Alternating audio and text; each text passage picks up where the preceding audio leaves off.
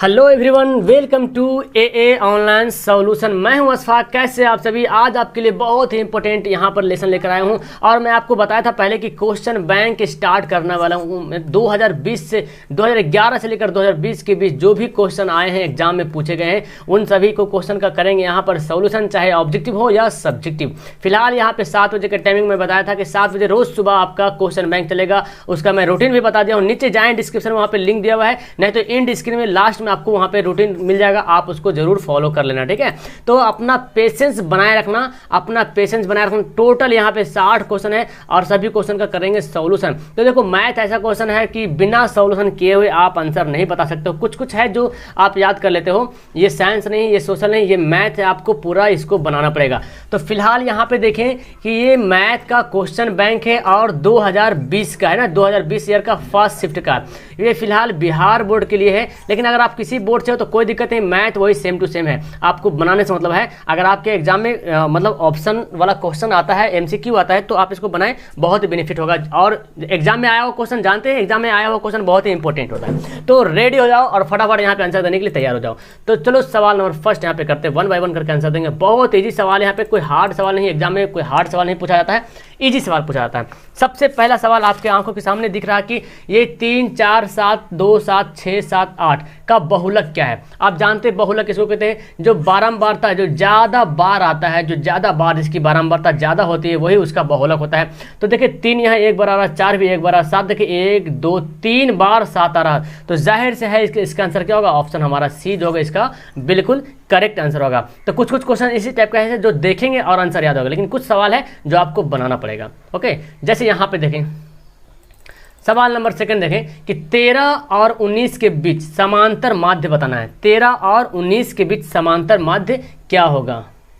Okay, तो समांतर माध्य जिस तरह से माध्य निकालते हैं उसी तरह से समांतर माध्य निकालते हैं, ठीक है। तो माध्य निकालने का तरीका क्या है कि जो कुछ यहाँ पे दिया रहता है जी सबको क्या करते हैं? ऐड करते हैं, यानी कि 13 + 19 ऐड कर दो और जितना संख्या, कितना पीस है? 1, 2 संख्या है तो 2 से कर दो डिवाइड। देखो कितना, 9, 4, 9, 3, 12 दो, बाकी 1, 3, 2, 1, 1, 2, 1, 3, बाकी 2, 16 दूना 32। बिल्कुल, जिसका आंसर बी आया, कमेंट ऑप्शन हमारा बी। देखो आप लोग का आंसर पता है तो नीचे कमेंट बॉक्स पूरा खाली है, जितना भर दो, जितना मर्जी उतना कमेंट करो। तो मैं चाहूंगा कि जो स्टूडेंट देख रहे हैं सभी का 60 कमेंट आना चाहिए, एक स्टूडेंट का 60 कमेंट आना चाहिए। कमेंट से पूरा भर दो आप लोग, सभी का आंसर दे के। ओके, तो इस तरह से मैं उम्मीद करता हूं आप लोग से। चलो सवाल नंबर 3 यहाँ पे देखो।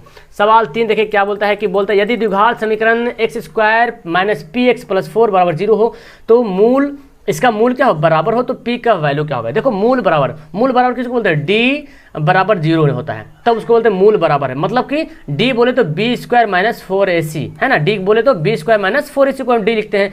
और अब देखो b² यहाँ पे देखो ये a है, a कितना गुना है? यहाँ पे 1 गुना है। b यहाँ पे क्या? p यहाँ पे b हो जाएगा, 80 हमारा 4 हो गया। तो b² - 4ac, तो b हमारा कितना है? हमारा p है, तो p² - 4a का वैल्यू कितना है? यहाँ पे 1 से गुना हो रहा है x², तो 1 यहाँ पे लिखेंगे। और c कहाँ कितना है? 4 है, तो 4 लिखेंगे बराबर 0। तो p² - 4 × 16 = 0। p² बराबर क्या हो जाएगा? 16 इधर ले चल जाओ, प्लस में बन जाएगा, और स्क्वायर उधर भेजेंगे तो प्लस माइनस यहाँ पे बन जाएगा 16 का ओवररूट। और जानते हैं 16 का ओवररूट कितना होता है? 4 होता है, +- 4। तो यहाँ पर जो 3 का आंसर आपको दिख रहा है, ऑप्शन हमारा बी जो होगा वो बिल्कुल करेक्ट आंसर हो जाएगा। उम्मीद करता हूं कि आपको बहुत अच्छी तरीके से समझ में आ गया होगा। सवाल नंबर पढ़ते हैं 4। यदि a और b अभाज्य संख्याएं हैं तो a और b का लासा क्या होगा? a और b अभाज्य संख्या है तो a और b का लासा क्या होगा? लासा किसको कहते हैं? जिसको गुना करते हैं, है ना। और मासा कहते हैं जो कॉमन होता है, महत्तम समापवर्तक जिसको बोलते हैं, मासा हायर कॉमन फैक्टर, इसको एचसीएफ बोलते हैं। लेकिन यहाँ पे लासा मतलब एलसीएम आपसे पूछा जा रहा। तो a और b का लासा कैसे निकालेंगे? देखो यहाँ पे तो कुछ कॉमन हो ना रहा है, एलसीएम वगैरह नहीं होता है। जैसे मैं आपसे बोल दूँ 3 और 4 का लासा, तो क्या कीजिएगा? 3, 4 को गुना कर दीजिएगा, 4 × 12 कर दीजिएगा, बोलेगा ये एलसीएम है। लेकिन अगर बोलूँगा 3, 4 का एचसीएफ बताए तो बोलेंगे आप सर कि 3, 4 का एचसीएफ तो होगा नहीं, यहाँ पे कॉमन होने रहा, तो एक कॉमन हो रहा, तो हमारा आंसर फिर 1 होगा एचसीएफ के लिए। सेम इसी तरह से यहाँ पे जो सवाल आपको दिख रहा है कि a और b, तो ये a और b में तो कॉमन हो नहीं रहा, तो हमको निकालना लासा। तो लासा मतलब सबको कर दो गुना, तो a और b हो जाएगा, हमारा आंसर क्या होगा? सी होगा, वो बिल्कुल करेक्ट आंसर हो जाएगा। समझ गए अच्छी तरीके से? ओके, सवाल नंबर पढ़ते हैं नेक्स्ट 5। तो टेंशन नहीं लेना है, एकदम धीरज बनाए रखना है। समझ लो कि आज एकदम पूरा खात्मा करेंगे एनसीईआरटी। अभी मतलब ये सवाल आया हुआ है, अच्छा कोई जरूरी नहीं कि सारा सवाल एनसीईआरटी से हो, अलग अलग किताब से भी आता है। ये देखो, ये डायरेक्ट फार्मूला एक्स वाई बिंदु है तो मूल बिंदु से दूरी क्या होता है, जानते हैं कि मूल बिंदु से दूरी का फार्मूला होता है X square plus Y square का ओवर रूट, यही होता है मूल बिंदु की दूरी का फार्मूला। तो यहाँ पे 5 का आंसर क्या होगा, बी। तो कुछ ऐसा सवाल है जो देखेंगे और आपको आंसर पता चल जाएगा कि इसका आंसर क्या होने वाला। ओके, सवाल नंबर 6 पढ़ते हैं, बहुत ही फैंटास्टिक कि एक समबाहु त्रिभुज है ABC, एक समबाहु त्रिभुज ABC है, इसकी भुजा 12 सेंटीमीटर है, तो इसकी ऊंचाई क्या होगा। अब देखो भाई, समबाहु त्रिभुज का आपको क्षेत्रफल का फॉर्मूला, ऊंचाई का फॉर्मूला आपको पता होगा तभी इसको आप बना पाओगे, है ना। तो समबाहु त्रिभुज की भुजा दे दिया, जैसे कि ये देखो आपका समबाहु त्रिभुज है, असमबाहु त्रिभुज की सभी भुजाएं क्या होती है, बराबर होती हैं, तो बोल दिया एक भुजा मतलब सभी भुजा हो गया, तो इसकी ऊंचाई बोला, तो समबाहु त्रिभुज की ऊंचाई h, ऊंचाई का फार्मूला होता है √3/2 गुना भुजा, a के मतलब भुजा, ठीक है। तो h हमको निकालना है, तो √3/2 और a कितना दिया हुआ, यही तो भुजा हमारा दिया हुआ कितना 12, तो 12 लिखेंगे, 2 छक 12 6√3, वाह कितना खतरनाक से मेरे पास आंसर आ गया 6√3, है ना। 6√3 दिख रहा है आपको ऑप्शन, हाँ जी बी ऑप्शन यहाँ पे बिल्कुल राइट आंसर हो जाएगा 6 का बी। ओके, उम्मीद करता हूँ कि आपको बहुत ही अच्छी तरीके से समझ में आ गया होगा, नहीं समझेंगे तो वीडियो को फिर से प्ले करना पीछे करके, आपको अच्छा सा समझ में आएगा। ये बस फॉर्मूला है, उसको सेट करना उसको फॉर्मूला पे। ओके, तो अच्छी लग रही वीडियो तो लाइक वाइक करते जाना आप लोग, है ना, कंजूसी गिरी मत कीजिएगा सिर्फ। सवाल नंबर पढ़ते हैं 7। सवाल बोलता है ये समीकरण ये दिया हुआ है 3x - y = 5 और 6x - 2y = k, कोई हल ना हो तो उसके बारे में बता। अब कोई हल ना होने का फॉर्मूला जानते हैं कि a1/a2 बराबर नहीं होगा b1/b2 का, यही होता है कि अगर बराबर नहीं होगा तो कोई हल नहीं है। a हमारा कितना है, a1 हमारा 3 है, a2 हमारा 6 है, b1 हमारा y है यानी कि 1 है, y किससे गुना हो रहा है, 1 से गुना हो रहा है, और b2 हमारा -2 है। तो पहले a1/a2 निकालते, a1/a2, a1 कितना हमारा 3 है, a2 कितना है 6 है, हो गया। और अच्छा डायरेक्ट बोलता कि ये इसका, एक मिनट, यहाँ पे डायरेक्ट बोल रहा कि इसका कोई हल नहीं है, कोई हल इसका नहीं है, तो हम इसी तरह बना, जब कोई हल नहीं तो यही रूल फॉलो करेगा, जाहिर सी बात यही रूल फॉलो करेगा। तो a1 हमारा कितना है 3 है और a2 कितना है 6 है, नॉट इक्वल टू b1 कितना है -1 है और b3 कितना है, यहाँ पे देखें। ओके, तो इसको हल करते हैं और b1 b2 कितना हमारा -2, देखो b2 हमारा -2, b1 -1 था, b2 -2 हो गया। तो यहाँ पे देख रहे इसको इक्वेशन से यहाँ पे तो k का कुछ वैल्यू ही नहीं आ रहा, तो हम यहाँ पे बोल दे जब a1 a2 के बराबर नहीं, b1 b2 के बराबर नहीं है, तो जाहिर सी बात आगे भी बराबर नहीं होगा, है ना। जब शुरू में बराबर नहीं है तो जाहिर सी बात आगे भी बराबर नहीं होगा। तो यहाँ पे क्या करेंगे, तो हम यहाँ पे C1, यहाँ भी C1/C2, तो C1 कितना हमारा, देखो 5 को जब इधर करेंगे तो -5 बनेगा, k को जब इधर करेंगे तो -k बनेगा, यानी कि -5 बराबर -k।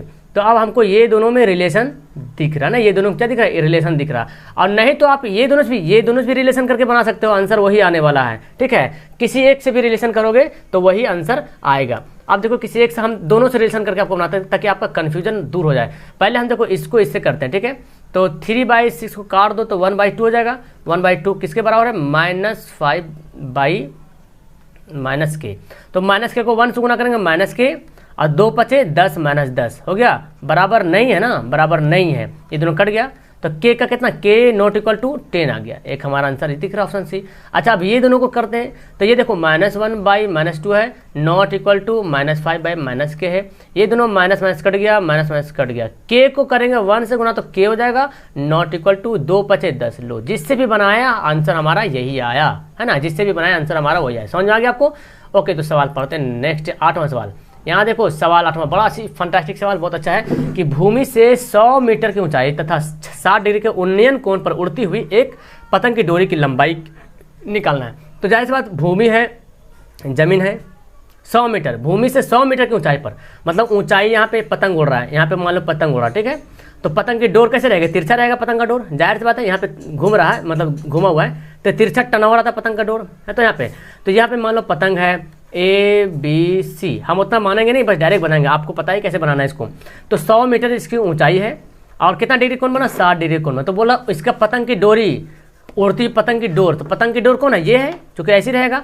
तो हमको लंब दिया हुआ है और कर्ण निकालना है, लंब दिया हुआ कर्ण निकालना, थीटा दिया हुआ है। तो अब लंब बटा कर्ण कौन सा फॉर्मूला होता है, आप बोलेंगे सर साइन थीटा होता है ना लंब बटा कर्ण, बिल्कुल साइन 60 डिग्री बराबर लंब बटा कर्ण, यानी कि AB/AC, है ना जी। साइन 60 का वैल्यू जानते हैं √3/2 होता है जी, √3/2 होता है। ओके, हाँ जी।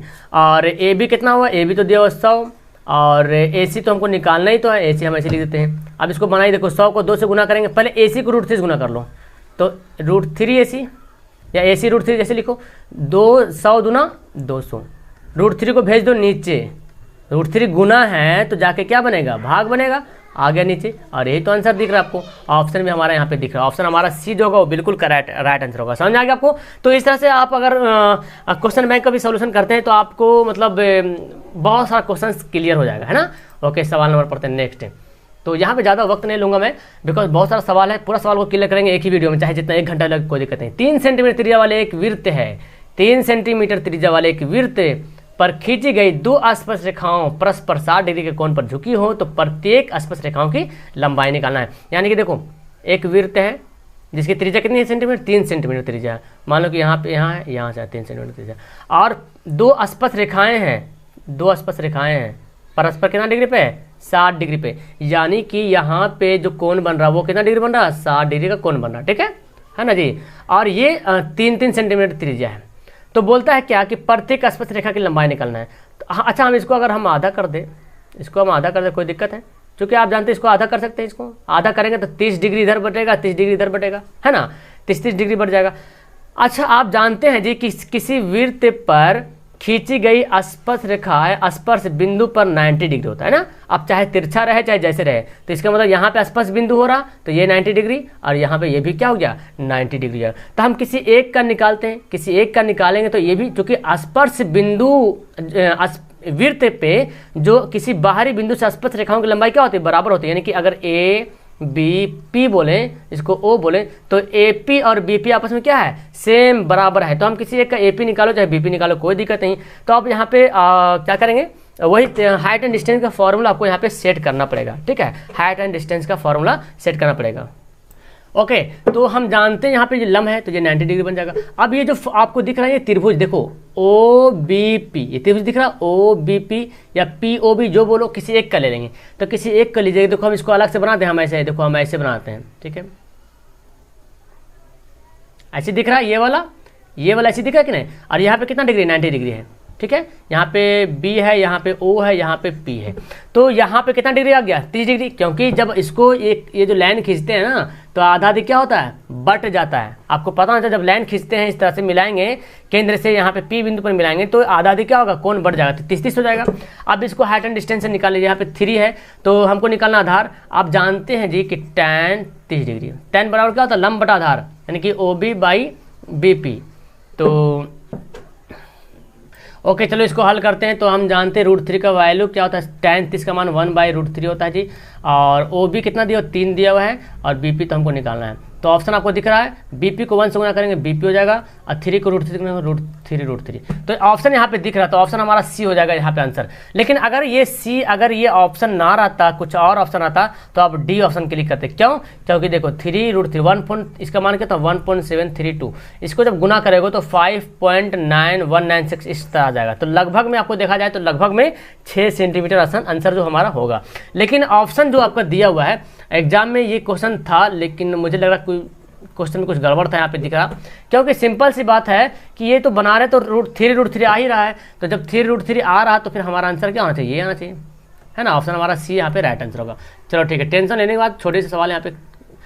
नेक्स्ट सवाल देखो, ये तो बड़ा अच्छा सवाल आ गया कि 52 ताश की एक गड्डी को अच्छी तरीके से फेंट कर उसमें यादृच्छिकता एक पत्ता निकाला जाता है, ठीक है। इसमें काले रंग का बादशाह होने की क्या प्रैक्ट। आपको मैं बताया कि पत्ता 2 कलर का होता है, एक लाल होता है पत्ता, एक काला होता है, ठीक है। अब काला लाल को भी 2 भाग डिवाइड करते हैं, एक आपका क्या होता है, ईंट वाला होता है, एक आपका लाल पान होता है। और काला में भी होता है, एक काला पान होता है, एक चिड़ी जिसको बोलते हैं, चिड़िया टाइप का होता है। तो यहाँ पे बोला काले रंग का, ही नहीं बोला कि काला पान का, काले चिड़िया का, ही नहीं बोल रहा, काले पान। तो काला रंग मतलब काला रंग का तो दोनों आ गया। इसका मतलब सब में 13, इसमें भी 13 पत्ता, इसमें भी 13 पत्ता, इसमें 13 पत्ता होता है ना। बताया था ना वीडियो कि 1 2 3 एक का नहीं, 2 3 4 5 6 7 8 9 गुलाम बेगम बादशाह, इस तरह से बताए थे एक का। तो एक कलर में जैसे ईंट है, ईंट में 13 पत्ता, लाल पान में 13 पत्ता, काला पान में 13 पत्ता, काला चिड़िया में 13 पत्ता, तो 13 पत्ता इसमें। तो काला बोरा तो जाहिर सी एक बादशाह इसमें भी रहेगा, एक बादशाह इसमें भी रहेगा, तो 2 बादशाह रहेगा, है ना। तो सवाल यहाँ पे क्या बोल रहा कि काले रंग के काले रंग का बादशाह होने क्या पड़ेगा? तो काला रंग में कितना बादशाह है? 2 बादशाह है और टोटल पत्ता 52 है। काट दो 1/26। आंसर हमारा क्या होगा? ऑप्शन हमारा बी जो होगा वो बिल्कुल राइट, हमारा 10 का आंसर बी सही आंसर हो जाएगा। ओके, सवाल नेक्स्ट पढ़ते हैं। ये सवाल देखिए, बड़ा अच्छा सवाल है कि ABC एक समकोण त्रिभुज है जिसमें कोण C बराबर 90 डिग्री है। ये बना लीजिए आप, देखो ABC, इसको उल्टा कर लेते हैं। ABC एक समकोण त्रिभुज है जिसमें कोण C है 90 डिग्री। तो यहाँ पे इस तरह से करते हैं, देखो ABC, यहाँ पे ये 90 डिग्री है, ठीक है। तो बोलता है cos AB, तो ये C ऑलरेडी 90 डिग्री है यहाँ पे। जब C 90 डिग्री, अब जानते हैं किसी त्रिभुज में तीनों कोण का जोड़ कितना होता है? 180 डिग्री होता है। तो जब ये C पहले से 90 डिग्री होगा तो दोनों जाहिर सी बात कोण A और कोण B मिलकर कितना डिग्री बनेगा?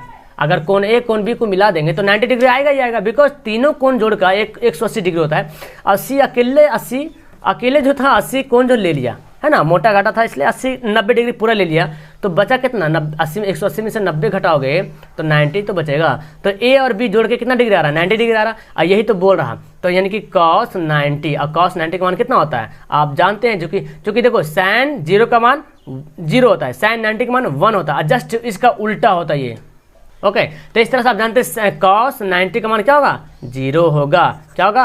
0 डिग्री। जानते हैं, ये तो याद करने की बात है। ऑप्शन हमारा ए जो होगा वो बिल्कुल राइट आंसर हो जाएगा। ओके, सवाल नंबर देखो 13 है जी कि बिंदुओं दिया हुआ है, इसके बीच की दूरी जानते हैं। फॉर्मूला बीच की दूरी फॉर्मूला क्या होता है? x1 - x2 का whole square plus y1 - y2 का होल स्क्वायर का ओवर रूट। तो x1 कितना हमारा? 2 है। देखो ये x1 है, ये y1 है, x2 है, ये y2 है। तो 2 हो गया, 2 माइनस x2 कितना है? 2 है। अब देखो यहाँ पे माइनस है, x1 - x2, तो माइनस माइनस प्लस, x2 कितना है? 2 का square plus y1 - y2, y कितना है? 3 है, और y2 कितना? ये भी 3 है, तो -3 का होल स्क्वायर। इसको कर दो तो 2 दूना 4 का स्क्वायर प्लस ये तो 0 हो गया घट के, 0 का स्क्वायर, तो कितना हो गया? 4 चौक 16 का स्क्वायर, और 16 का वर्गमूल कितना होता है जी? 4 होता है। बहुत अच्छी तरीके से आप जानते हैं। तो 13 का आंसर क्या होगा? ऑप्शन हमारा बी होगा, वो राइट आंसर होगा। ठीक है, मैं थोड़ा सा यहाँ फास्ट बता रहा हूँ ताकि आपको अच्छे तरीके से कम टाइम में समझ जाए, बिकॉज आप तो सारे कुछ पढ़े हुए, सारा क्वेश्चन आप अच्छे तरीके से पढ़ चुके हैं। ठीक है, तो समझ में आ गया आपको? ये तो इजी सा था, बस फॉर्मूला पे आपको सेट करना था। चलो सवाल नंबर पढ़ते हैं 14। ये देखो सवाल है कि एक बेलन तथा शंकु के आधार की त्रिज्याएं 3 सेंटीमीटर और 4, यानी कि ये बेलन का है 3 त्रिज्या और शंकु की त्रिज्या कितना है? 4 है। और ऊंचाई का अनुपात, ये बेलन की ऊंचाई का 2 है और शंकु की ऊंचाई कितना है? 3 है। तो हम x y करके मान लेते हैं, चाहे है ना x y करके मान लेते हैं। तो उनके आयतनों, बेलन के आयतनों का अनुपात, नहीं बेलन और शंकु होना चाहिए। क्वेश्चन यहाँ पे मिस्टेक से टाइप हो गया है, बेलन के आयतनों का अनुपात। ओके, तो सवाल देखो कुछ ऐसा था, मिस्टेक से लिखाया हुआ था, बेलन तथा शंकु के आयतनों का अनुपात। तो आप देखो क्या करना है, जब भी अनुपात पूछे तो इसका आयतन यानी कि बेलन का आयतन और शंकु का आयतन को ये कर दो, बटा में कर दो, अनुपात बोला। देखो मैं फॉर्मूला बैठाता हूँ जी, ठीक है। अच्छा, इसको जो है ना, ये इसको हम बेलन वाला जो त्रिज्या है इसको x से माना था, 3x या 4x हो जाएगा, और इसको मानते y, तो 2y और 3y हो जाएगा। ठीक है, तो बेलन का आयतन, बेलन हम डायरेक्ट लिखते हैं ना, इतना पूरा लिखने की जरूरत क्या है, बिकॉज अभी यहाँ पे बनाना हमको बहुत सारा सवाल, तो इतना लिखने से अच्छा हम डायरेक्ट फॉर्मूला लिखते हैं। बेलन का आयतन का फॉर्मूला क्या होता है? पाई आर स्क्वायर एच। ठीक है, और इसका होता है 1/3 पाई आर स्क्वायर एच। तो देखो पाई तो पहले काट दो, है ना। आर, बेलन का आर कितना है? 3 का स्क्वायर। एच कितना है बेलन का? देखो बेलन का एच, बेलन का हम ले रहे हैं, तो बेलन की ऊंचाई आर 3x है, 3x ही लिखो, 3x का स्क्वायर। ठीक है, और इसका कितना है? 2 है। ओके, तो फिर अब देखो इसका ऊंचाई कितना है? 2 है, तो 2 लिख देते हैं यहाँ पे, और y माने था तो 2y हो जाएगा। ठीक है, और यहाँ पे क्या बचा? 1/3 बचा, और पाई आर स्क्वायर, तो पाई तो काट दिए, आर स्क्वायर, तो शंकु का आर स्क्वायर है, शंकु का आर स्क्वायर कितना? 4x स्क्वायर, और एच कितना? शंकु का 3 है, 3y। देखो y से y काट दो, 3 से 3 कट गया, इसको तोड़ेंगे तो 3 3 9x स्क्वायर, इसको क्या करना है, इसको भी तोड़ दो। अच्छा, 2 यहाँ पे बच गया है, 2 यहाँ पे रहने दो, और ये 4 चौक 16x स्क्वायर, तो x स्क्वायर काट दो, 2 8 16 हो गया, यानी कि 9/8, यानी कि 9:8। हमारा आंसर ऑप्शन बी हो जाएगा राइट। यानी कि सिंपल सा था, इसमें कुछ करना नहीं था, दोनों को आयतन निकाल करके आपको अनुपात करना है। ठीक है, दोनों का आयतन निकाल के अनुपात कर दीजिएगा, हमारा आंसर क्लियर हो जाएगा। ओके, समझ गया अच्छी तरीके से, बहुत अच्छी तरीके से मेरे ख्याल से आपको समझ में आ गया होगा। चलो सवाल नंबर पढ़ते हैं। नेक्स्ट, कुछ करना नहीं, बस बेलन का आयतन और शंकु का आयतन। बेलन की त्रिज्या यहाँ पे 3 है, शंकु का बेलन का ऊंचाई 2 है, शंकु की त्रिज्या 4 है, शंकु की ऊंचाई 3 है। बस इस तरह से यहाँ पुट कर दिया और काटा पीटी कर दो यहाँ पे, बाकी आंसर क्लियर है। ओके, सवाल नंबर 15 देखो, ये देखो कितना अच्छा सवाल है कि 3, 4, 5, 17 तथा x है ना, 3, 4, 5, 17 तथा x से का माध्य 6 है, तो x का वैल्यू निकालेंगे। क्या माध्य निकालना हमको? माध्य बराबर जानते हैं फॉर्मूला क्या होता है, संख्याओं की संख्या बटा संख्याओं का योग बटा संख्याओं की संख्या, ये होता है माध्य बराबर। और माध्य हम इसको जोड़ेंगे, संख्याओं का योग मतलब इसको क्या करेंगे? योग करेंगे। 3 + 4 + 5 + 17 + x और बटा कितना संख्या है? देखो 1, 2, 3, 4, 5 है ना, तो 5 से क्या करेंगे? डिवाइड करेंगे। और माध्य हमारा देखो 6 दिया हुआ है, तो हम यहाँ पे 6 बैठा देंगे, तो 6 × 5 = 30, ई जोड़ो 5, 4, 9 और 9 3 12 हो गया। 12 17 देखो कितना होगा? बोलते हैं 12 17 कर रहे हो है ना, 29 यहाँ पे 29 होगा। हाँ ठीक है, तो 29 हमारा आ गया। तो यही करेंगे, इसको जोड़ने पे आया हमारा 29 + x। तब क्या करेंगे बच्चा? इजी है ना, ये 29 को इधर भेज दो, 3 - 29 कितना आ गया? घट के 1 आ गया, हमारा आंसर आएगा 1। ओके, तो बहुत ही इजी सवाल, कुछ करना नहीं था, माध्य दिया था और सारों को माध्य इधर से भी निकाल दो, सबको जोड़ दो, सबको क्या करेंगे? ऐड कर देंगे। और जितना पीछे 1, 2, 3, 4, 5, तो 5 से डिवाइड करो, 5 × 6 = 30 हो गया। इसको जोड़ा तो कितना गया? इसको जोड़े पे आ गया 29, ये x से बेचारा अलग रह गया, तो x का वैल्यू निकालना, तो इसको भगाएंगे यहाँ से, भगाओ इसको यहाँ से, माइनस बन जाएगा, प्लस वाला बनेगा माइनस, हमारा आंसर 1। क्लियर है? ओके, सवाल नंबर 16। तो थोड़ा सा आप लोग भी मुझे सपोर्ट करें और बनाने की कोशिश करें। ये देखो -10, वाह वाह क्या सवाल है, -10 -6 -2 2 और डॉट डॉट 34 में पदों की संख्या देखो, 34 में पदों की संख्या मतलब कितना पद, ये आपसे पूछ रहा है, n पूछ रहा है ना, कितना पदों की संख्या मतलब क्या समझे? n पूछ रहा है। तो 34 जो दिया हुआ, ये क्या दिया हुआ? ये tn दिया हुआ है। ये जो -10 दिया हुआ, ये क्या दिया हुआ? a दिया हुआ है। तो a बराबर -10, अच्छा tn बराबर दिया हुआ है 34। तो d कैसे निकालेंगे? -6 में से -10 घटा दो, -6 में से -10 घटा देंगे, लो है ना, ऐसे नहीं करते हैं, -6 लिखे, घटा दिए -10 को, तो इसको बना दो -6 -10 कितना गया? जी का मान 4 आ गया। अब क्या करेंगे? टेन का फॉर्मूला बेटा a + n - 1 × d, बच्चा वाला खेल है ना। tn कितना है? 34 है, यहाँ पर रख दो, और a का वैल्यू -10 हो गया, + n - 1 × d कितना है? d यहाँ पे देखिए 4 है जी। बस इसको खेलो फटाफट, और क्या खिलौना है ये। 34 हो गया -10, अच्छा 4 को n से करेंगे, 4n ± -4 है ना। और यहाँ पे क्या हो जाएगा? तो आप देखें जी, पहले अंदर का कर देखो, 10 -10 और -4 कितना होता है? -14 हो जाता है, और यह हो गया 4n। तो माइनस इधर भेज दो, 14 को इधर भेज देंगे, तो 14 आके प्लस बन जाएगा, बराबर 4n। देखो कितना, 4 4 8 और 3 1 4 है ना, 4x x है या n, जो 4n है ना, तो 4 एकम 4 4 दूना 8, 4n बराबर 48।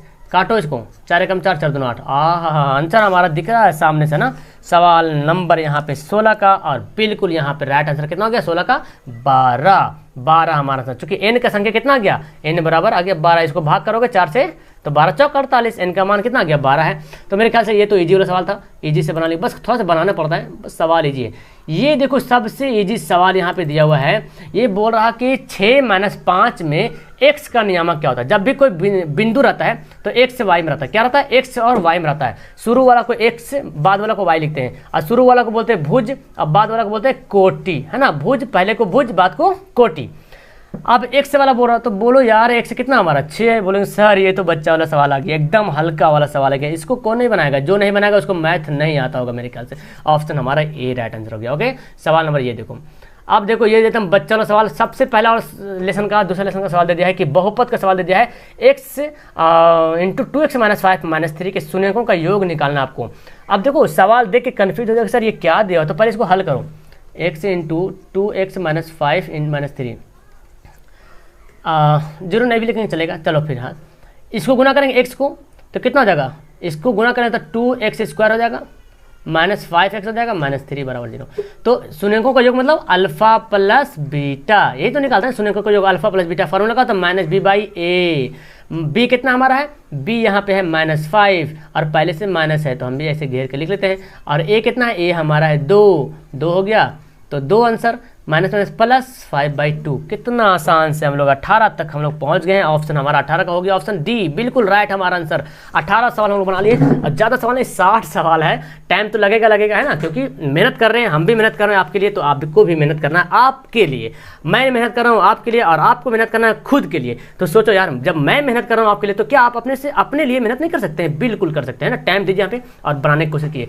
जस्ट लाइक ऐसा समझिए कि मेरा एग्जाम चल रहा है। अगर आप सवाल को बना रहे हो, लाइव के बाद देख रहे हो वीडियो को, तो पहले वीडियो रोक दो, वीडियो पहले रोको और इसका आंसर पहले बनाओ फटाफट। नहीं बनता है तो देखो और टाइम देख लो, जिस तरह से एग्जाम में टाइम रहता है ना दिया हुआ, उसी टाइम से ये दिया हुआ है। और देखो ये क्या है, 1 2 3 4 5, ये कौन सी संख्या है? अब बोलेंगे सर ये तो प्राकृतिक संख्या है, नेचुरल नंबर है ना, नेचुरल नंबर प्राकृतिक संख्या है। तो प्राकृतिक संख्या है तो प्राकृतिक संख्या का योग निकालना हो तो फॉर्मूला आप जानते हैं बहुत अच्छे तरीके से, n × n + 1/2 होता है ये प्राकृतिक संख्या का योग, ठीक है। और अगर सम संख्या बोलता तो n + 1/2 करते, ये सम संख्या। अगर विषम संख्या बोलता तो n का स्क्वायर योग निकालना होता। जैसे कि अगर देता 2 4 6 ... ऐसे 1 3 5 ... ऐसे बोलता तो ये विषम संख्या, इसको हम n स्क्वायर कर देते हैं, इसको हम ऐसे करते हैं। तो बस यहाँ पे मैं एक्स्ट्रा बता दिया। ओके चलो नेक्स्ट सवाल। ये देखो 20वां सवाल है, निम्न से कौन बहुपद है? देखो बहुपद पहचानने का सिंपल सा तरीका है। पहला तरीका यह है कि x जो है रूट में ना हो। अगर एक से रूट में, जिसका मतलब एक से अगर रूट में रहेगा तो रूट निकल जाएगा तो फिर बहुपद में आ जाएगा। लेकिन अगर बहुपद एक से जो है अंडर रूट में रहे और उसका रूट ना निकले, जैसे एक से रहे तो रूट तो इसका नहीं निकलेगा, तो ये बहुपद नहीं होगा, ठीक है।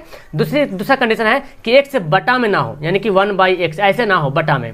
अगर ऊपर चल जाए तो ठीक है, जैसे अगर 1/x⁻1 दे दे तो जाहिर सी बात ये तो ऊपर जाएगा ही जाएगा, है ना, ये ऊपर जाएगा। तो ये ऊपर जब जाएगा तो बन जाएगा खाली x बन जाएगा। अगर यही सवाल ऊपर दे दे x⁻1 दे दे तो ये क्या है, देखो इसको उल्टेंगे क्या होगा, 1/x हो जाएगा। तो 1/बटा में भी नहीं होना चाहिए।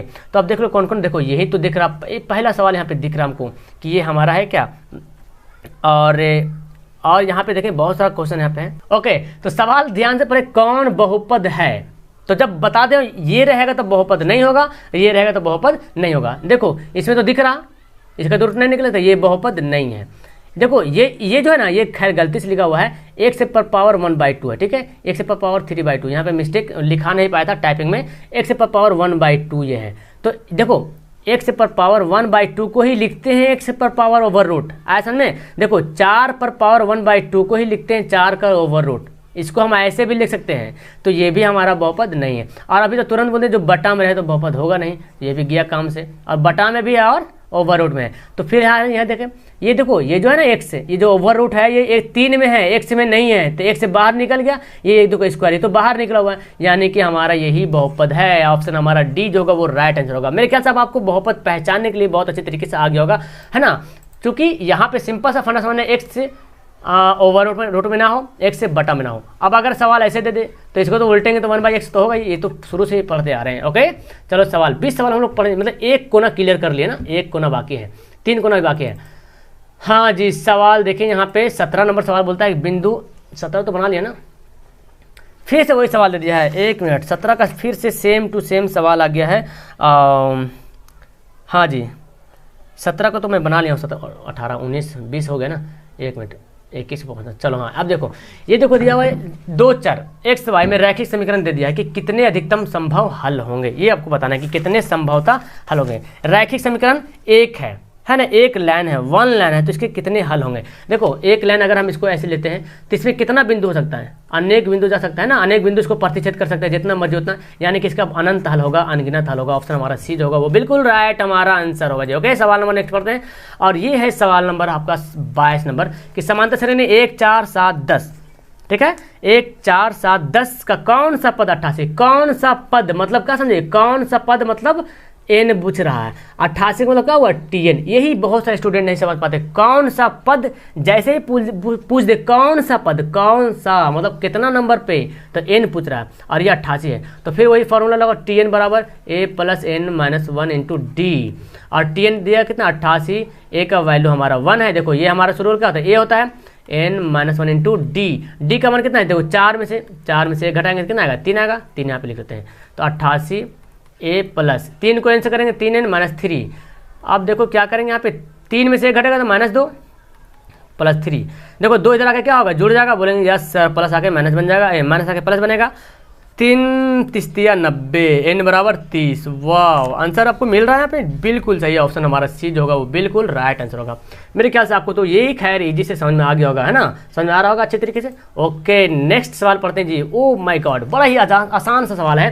ये बोलता है किस पाद में है, ये वाला है ना, ये फर्स्ट होता है, ये सेकंड होता है, ये थर्ड होता है, ये 4 होता है। इसको बोलते हैं प्लस प्लस, इसको बोलते हैं माइनस प्लस, इसको बोलते हैं माइनस माइनस, इसको बोलते हैं प्लस माइनस। क्योंकि देखो ये एक्स से वाला है, ये वाई एक्सिस है, तो पहले एक्स से वाले लिखते हैं फिर वाई वाले लिखते हैं। यहाँ भी लिखना हो तो पहले एक्स से, ये तो हमारा एक्स वाला लाइन है, तो ये इधर 0, इधर प्लस है, इधर माइनस है, ऊपर प्लस है, नीचे माइनस है, तो माइनस प्लस। यहाँ देखो दोनों, ये भी माइनस में, ये भी माइनस में। यहाँ पे पहले एक्स लिखेंगे तो प्लस और माइनस। अब देख लो दोनों है क्या, माइनस में है, दोनों माइनस, दोनों माइनस आपको दिख रहा है। ऑप्शन हमारा तृतीय ऑप्शन हमारा तृतीय, यानी कि ऑप्शन सी राइट आंसर हो गया। ओके, इस तरह से कुछ भी सवाल आपको दे सकता है। सवाल नंबर 24 देखें कि 2 cos स्क्वायर 60 डिग्री का मान क्या होगा। वेरी गुड, फैंटास्टिक सवाल। cos 60 का मान आपको पता होना चाहिए। cos 60 का मान कितना होता है, 1/2 होता है जी, है ना। cos 60 का मान 1/2 स्क्वायर है, तो हम भी स्क्वायर चढ़ा देते हैं। क्या बात है, सोना चढ़ाओ तो सोना चढ़ा दो। 2 दूना 4, काटापीटी करो, आंसर आ गया 1/2। ओहो, एकदम फास्ट करने की जरूरत है। ऑप्शन आपका डी यहाँ पे मिल रहा है ना। समझा रहा कितना अच्छा मजे तरीके से बन रहा। मैं आपको इतना सवाल किया हूँ, आपको बता दूं मैं 33 से 36 वीडियो में बना दिया हूँ मैथ का, जिसमें 25 क्वेश्चन करके मैं बना 36 वीडियो, सोचो। और ये रोज नहीं बन रहा था मैथ वाला, कम से कम 2 दिन पर, 3 दिन पर, 4 दिन पर ऐसे बन रहा था। इतना मैं सवाल पढ़ा दिया हूँ कि अब आप लोग एकदम देखते ही देखते आंसर मारोगे, तुरंत बस रगड़ोगे आंसर दोगे। और ये आगे जाकर आपको बहुत बेनिफिट करेगा, 10 में तो एग्जाम में बेनिफिट करेगा, आगे करेगा। ये देखो दिया हुआ है कि किस द्विघात बहुपद के शून्यांक का योगफल दिया हुआ, यानी कि अल्फा प्लस बीटा दिया है, और गुणनफल बोले तो अल्फा इंटू बीटा दिया हुआ है -10। ठीक है, अब द्विघात बहुपद हमको निकालना है। बोला ना किस द्विघात बहुपद, मतलब द्विघात बहुपद निकालना है। फॉर्मूला क्या होता है द्विघात बहुपद का, जानते हैं, x square minus alpha plus beta x, ये हो गया, और प्लस अल्फा इंटू बीटा, ये होता है। तो एक्स स्क्वायर आ जाएगा, अल्फा प्लस बीटा देखो यहाँ पे दिया 3, तो 3x हो गया। और यहाँ पे देखो प्लस आ रही है, क्या है, माइनस, तो प्लस माइनस जाए ना, एक मोटा एक पत्थर टकराएगा तो उसको तोड़ देगा। माइनस है और प्लस है, जरूर घाटा होगा यहाँ पे, तो घाटा होना मतलब -10। तो ऑप्शन देखें मिलाएं, हाँ जी, ऑप्शन है 25 का ऑप्शन आपको देखने को मिला, सी ऑप्शन बिल्कुल राइट है। देखो ऑप्शन, सारा ऑप्शन देखो एक दूसरे से मैच कर रहा है, प्लस माइनस का खाली कन्फ्यूजन है।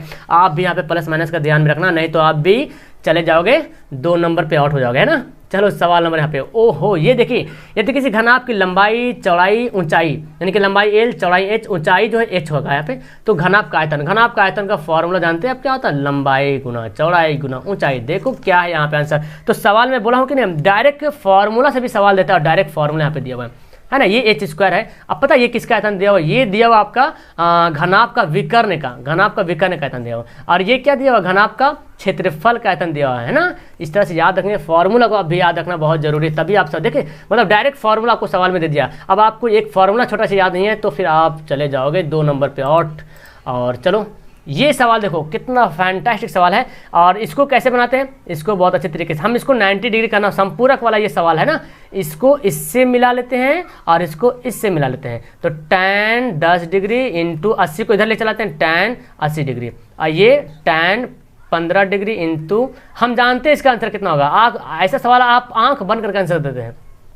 किसी एक को चेंज करो, तो tan 10 को रहल दो ऐसे, इसको चेंज करेंगे तो क्या होगा, cot 90 माइनस 10 लिख सकते हैं, क्योंकि 90 में से 10 घटेगा तो 80, है ना। 90 में से 10, यहाँ पे सॉरी, यहाँ पे हम कॉट लिख दिया मिस्टेक, यहाँ पे कॉट नहीं, यहाँ पे टैन ही लिखना है, क्योंकि चेंज नहीं करना है। पिछला बार मतलब बैक होकर देखना पड़ेगा हमको, कहीं चेंज तो नहीं हो रहा। तो को टैन के टैन लिख दिए, और 90 में से 10 घटाएंगे तो 80 आएगा, है ना। हम इसको मतलब ऐसे फुसला करके लिख दिए, चलो ये बन जाओ, लेकिन हमारा आंसर आने वाला है। यहाँ पे भी ऐसे करेंगे, tan 15 रहने दो, और यहाँ पे क्या करेंगे, tan 90 माइनस 15, बिल्कुल। तो देखो tan 10 हो गया, और ये क्या है, tan 90 माइनस थीटा बराबर क्या होता है, जानते हैं, cot थीटा होता है जी, बिल्कुल। और यहाँ भी देखो tan आपका है 15 डिग्री, और फिर यहाँ पे tan 90 माइनस थीटा क्या होता है, कॉट थीटा होता है। थीटा यहीं पे क्या है 15 डिग्री। आप ये भी फॉर्मूला जानते हैं, tan theta into cot theta क्या होता है 1 और tan theta into cot theta क्या होता है 1। तो आंख बंद करके आंसर हो गया 1 और आप बन गए हो नंबर 1। ऑप्शन हमारा डी हो गया राइट आंसर। ओके, इसमें ज़्यादा देरी नहीं करना है। देखो जब भी ऐसा सवाल रहेगा ना गुना में, देखो ध्यान से देखना, गुना में होना चाहिए सभी। अगर यहाँ पे प्लस होता तो हमका 1 1 फिर 2 होना पड़ता, ठीक है। ओके चलो नेक्स्ट सवाल, ये देखो द्विघात, कौन द्विघात समीकरण, लो फिर से आगे वही सवाल, द्विघात समीकरण कौन है, देखो चलो मिलाते हैं यहाँ पे। ये तो नहीं होगा, देखो एक्स स्क्वायर में आ गया, खत्म कहानी। द्विघात समीकरण कौन यहाँ पे है ना। ओके तो सॉरी सवाल कुछ गलती लिखा होता, अब मैं सुधार दूँ। देखो द्विघात समीकरण बोल जानते जिस पर दो घात हो, जिस पर स्क्वायर हो, है ना, जिस पर स्क्वायर हो। यहाँ तो डायरेक्ट एक्स पर पावर क्यू दिख रहा है, तो ये तो गया काम से। यहाँ तो देखो ये तो निकाल रहा ना इस एक ओवररोड में, तो पहले तो द्विघात है ही नहीं, बहुपद बनेगा नहीं, खत्म।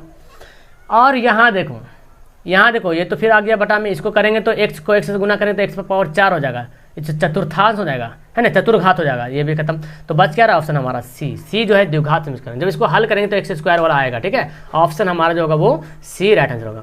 ओके सवाल नंबर 29 देखें। सवाल नंबर 29 थोड़ा सा अच्छा सवाल यहाँ पे देखिए, सवाल क्या बनाएगा, एक मिनट, हाँ यहाँ पे सवाल है, एक बेलन एक शंकु के आधार का समान है। एक बेलन और एक शंकु का आधार क्या है, समान। मतलब बेलन जो है यही बेलन है और शंकु ऐसे बनाओ, मान लो ऐसे, इस पर शंकु रखा हुआ है, तो ये जो आधार क्या है, समान है, समान। यानी कि जो बेलन की त्रिज्या वही शंकु की त्रिज्या होगा, है ना जी। जो बेलन ये है आपका बेलन और यहीं पे बना हुआ आपका शंकु, तो ये आधार समान हुआ कि नहीं। तो जो बेलन की त्रिज्या वही शंकु की त्रिज्या, दोनों के आर बराबर है।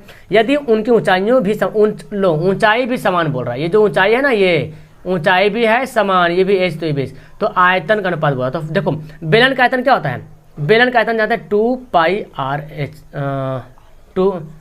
आर स्क्वायर एच, बेलन का आयतन होता है। और इसका आयतन क्या होता है, शंकु का 1/3 पाई आर स्क्वायर एच। तो काटा भी देखो, लो पूरा खल्लास, कहानी खत्म। 1 नीचे 1/3, 3 को ऊपर भेजो, ऊपर जाएगा ना 3 अनुपात 1। वाह क्या सवाल है यहाँ पे। देखो अगर नहीं फॉर्मूला याद होगा तो आप बिल्कुल एकदम गड़बड़ कर जाओगे। मैं फिर से बता दूं इसको, अगर मेरे ख्याल से बहुत लोग नहीं समझ में आया होगा तो यहाँ देखो, ये बेलन है, यहाँ पे बेलन है, अब यहीं पे बना हुआ है शंकु। अब बोलता है दोनों का आधार समान, मतलब कि ये जो है ना, ये जो जहाँ पे दिखे पेन जहाँ चल रहा है वो दोनों का आधार क्या है, बराबर है।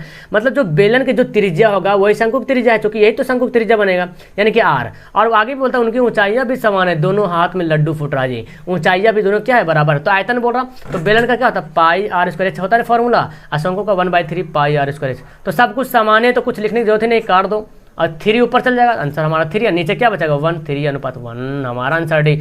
ओके सवाल हम लोग आधा पहुंच गए हैं, आधा दूर पहुंच गए, मंजिल करीब है और आधा घंटा भी हो गया टाइम ना। चलो कोई बात नहीं। एक्स अक्ष पर वह बिंदु जो ये दोनों को सम दूरी पर है, सम दूरी देखो मतलब ये लाइन है, ए है ये बी है, कहीं पर है, लेकिन बोला एक्स अक्ष पर वह बिंदु जो ये बिंदु यानी कि -1 0 और 5 0 से समान दूरी पर है। समान दूरी मतलब एकदम बीच में होगा, है ना। समान दूरी मतलब क्या है, एकदम बीच में रहेगा तभी तो होगा।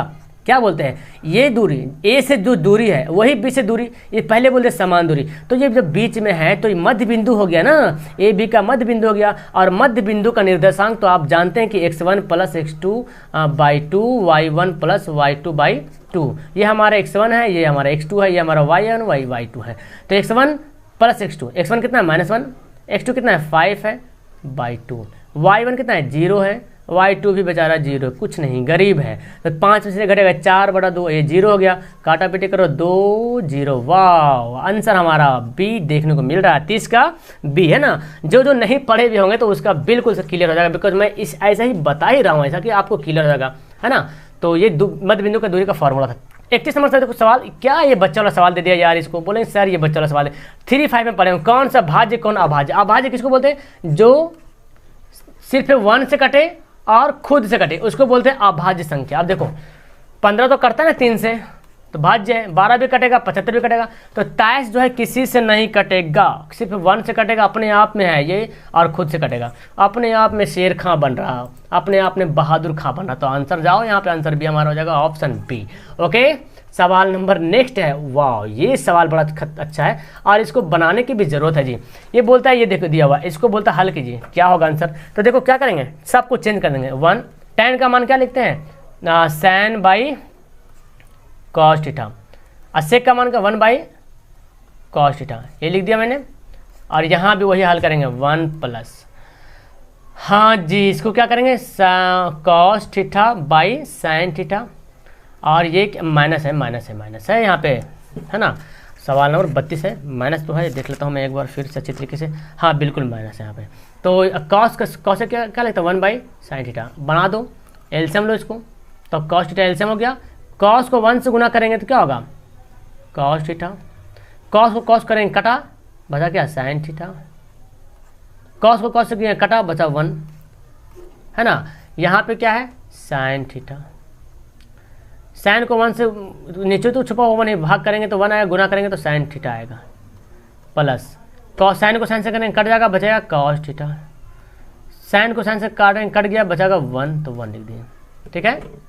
अब यहाँ पे जो दिमाग जो लगाएंगे वो खतरनाक वाला दिमाग लगाएंगे। देखो cos theta into sine theta, दोनों क्या आपस में प्लस में है, sine theta plus cos theta आपस में क्या है प्लस में है, तो हम इसको आगे पीछे भी लिख सकते हैं, cos theta plus sine theta भी लिख सकते हैं, sine theta plus cos theta भी लिख सकते हैं। इसको मैंने ए माना तो ये भी हमारा ए हो गया, और 1 को माना बी, ये हमारा बी हो गया। जानते हैं ना फार्मूला ए प्लस बी इंटू ए माइनस बी का फार्मूला होता है ए स्क्वायर माइनस बी स्क्वायर, दिख रहा है कि नहीं, देखो ए ये पूरा यहाँ तक ए है प्लस बी, और ए माइनस बी, तो फार्मूला हम इजी कर लेंगे, यहाँ पे गुना करेंगे ऊपर ऊपर, तो ऐसे ही गुना करना पड़ेगा।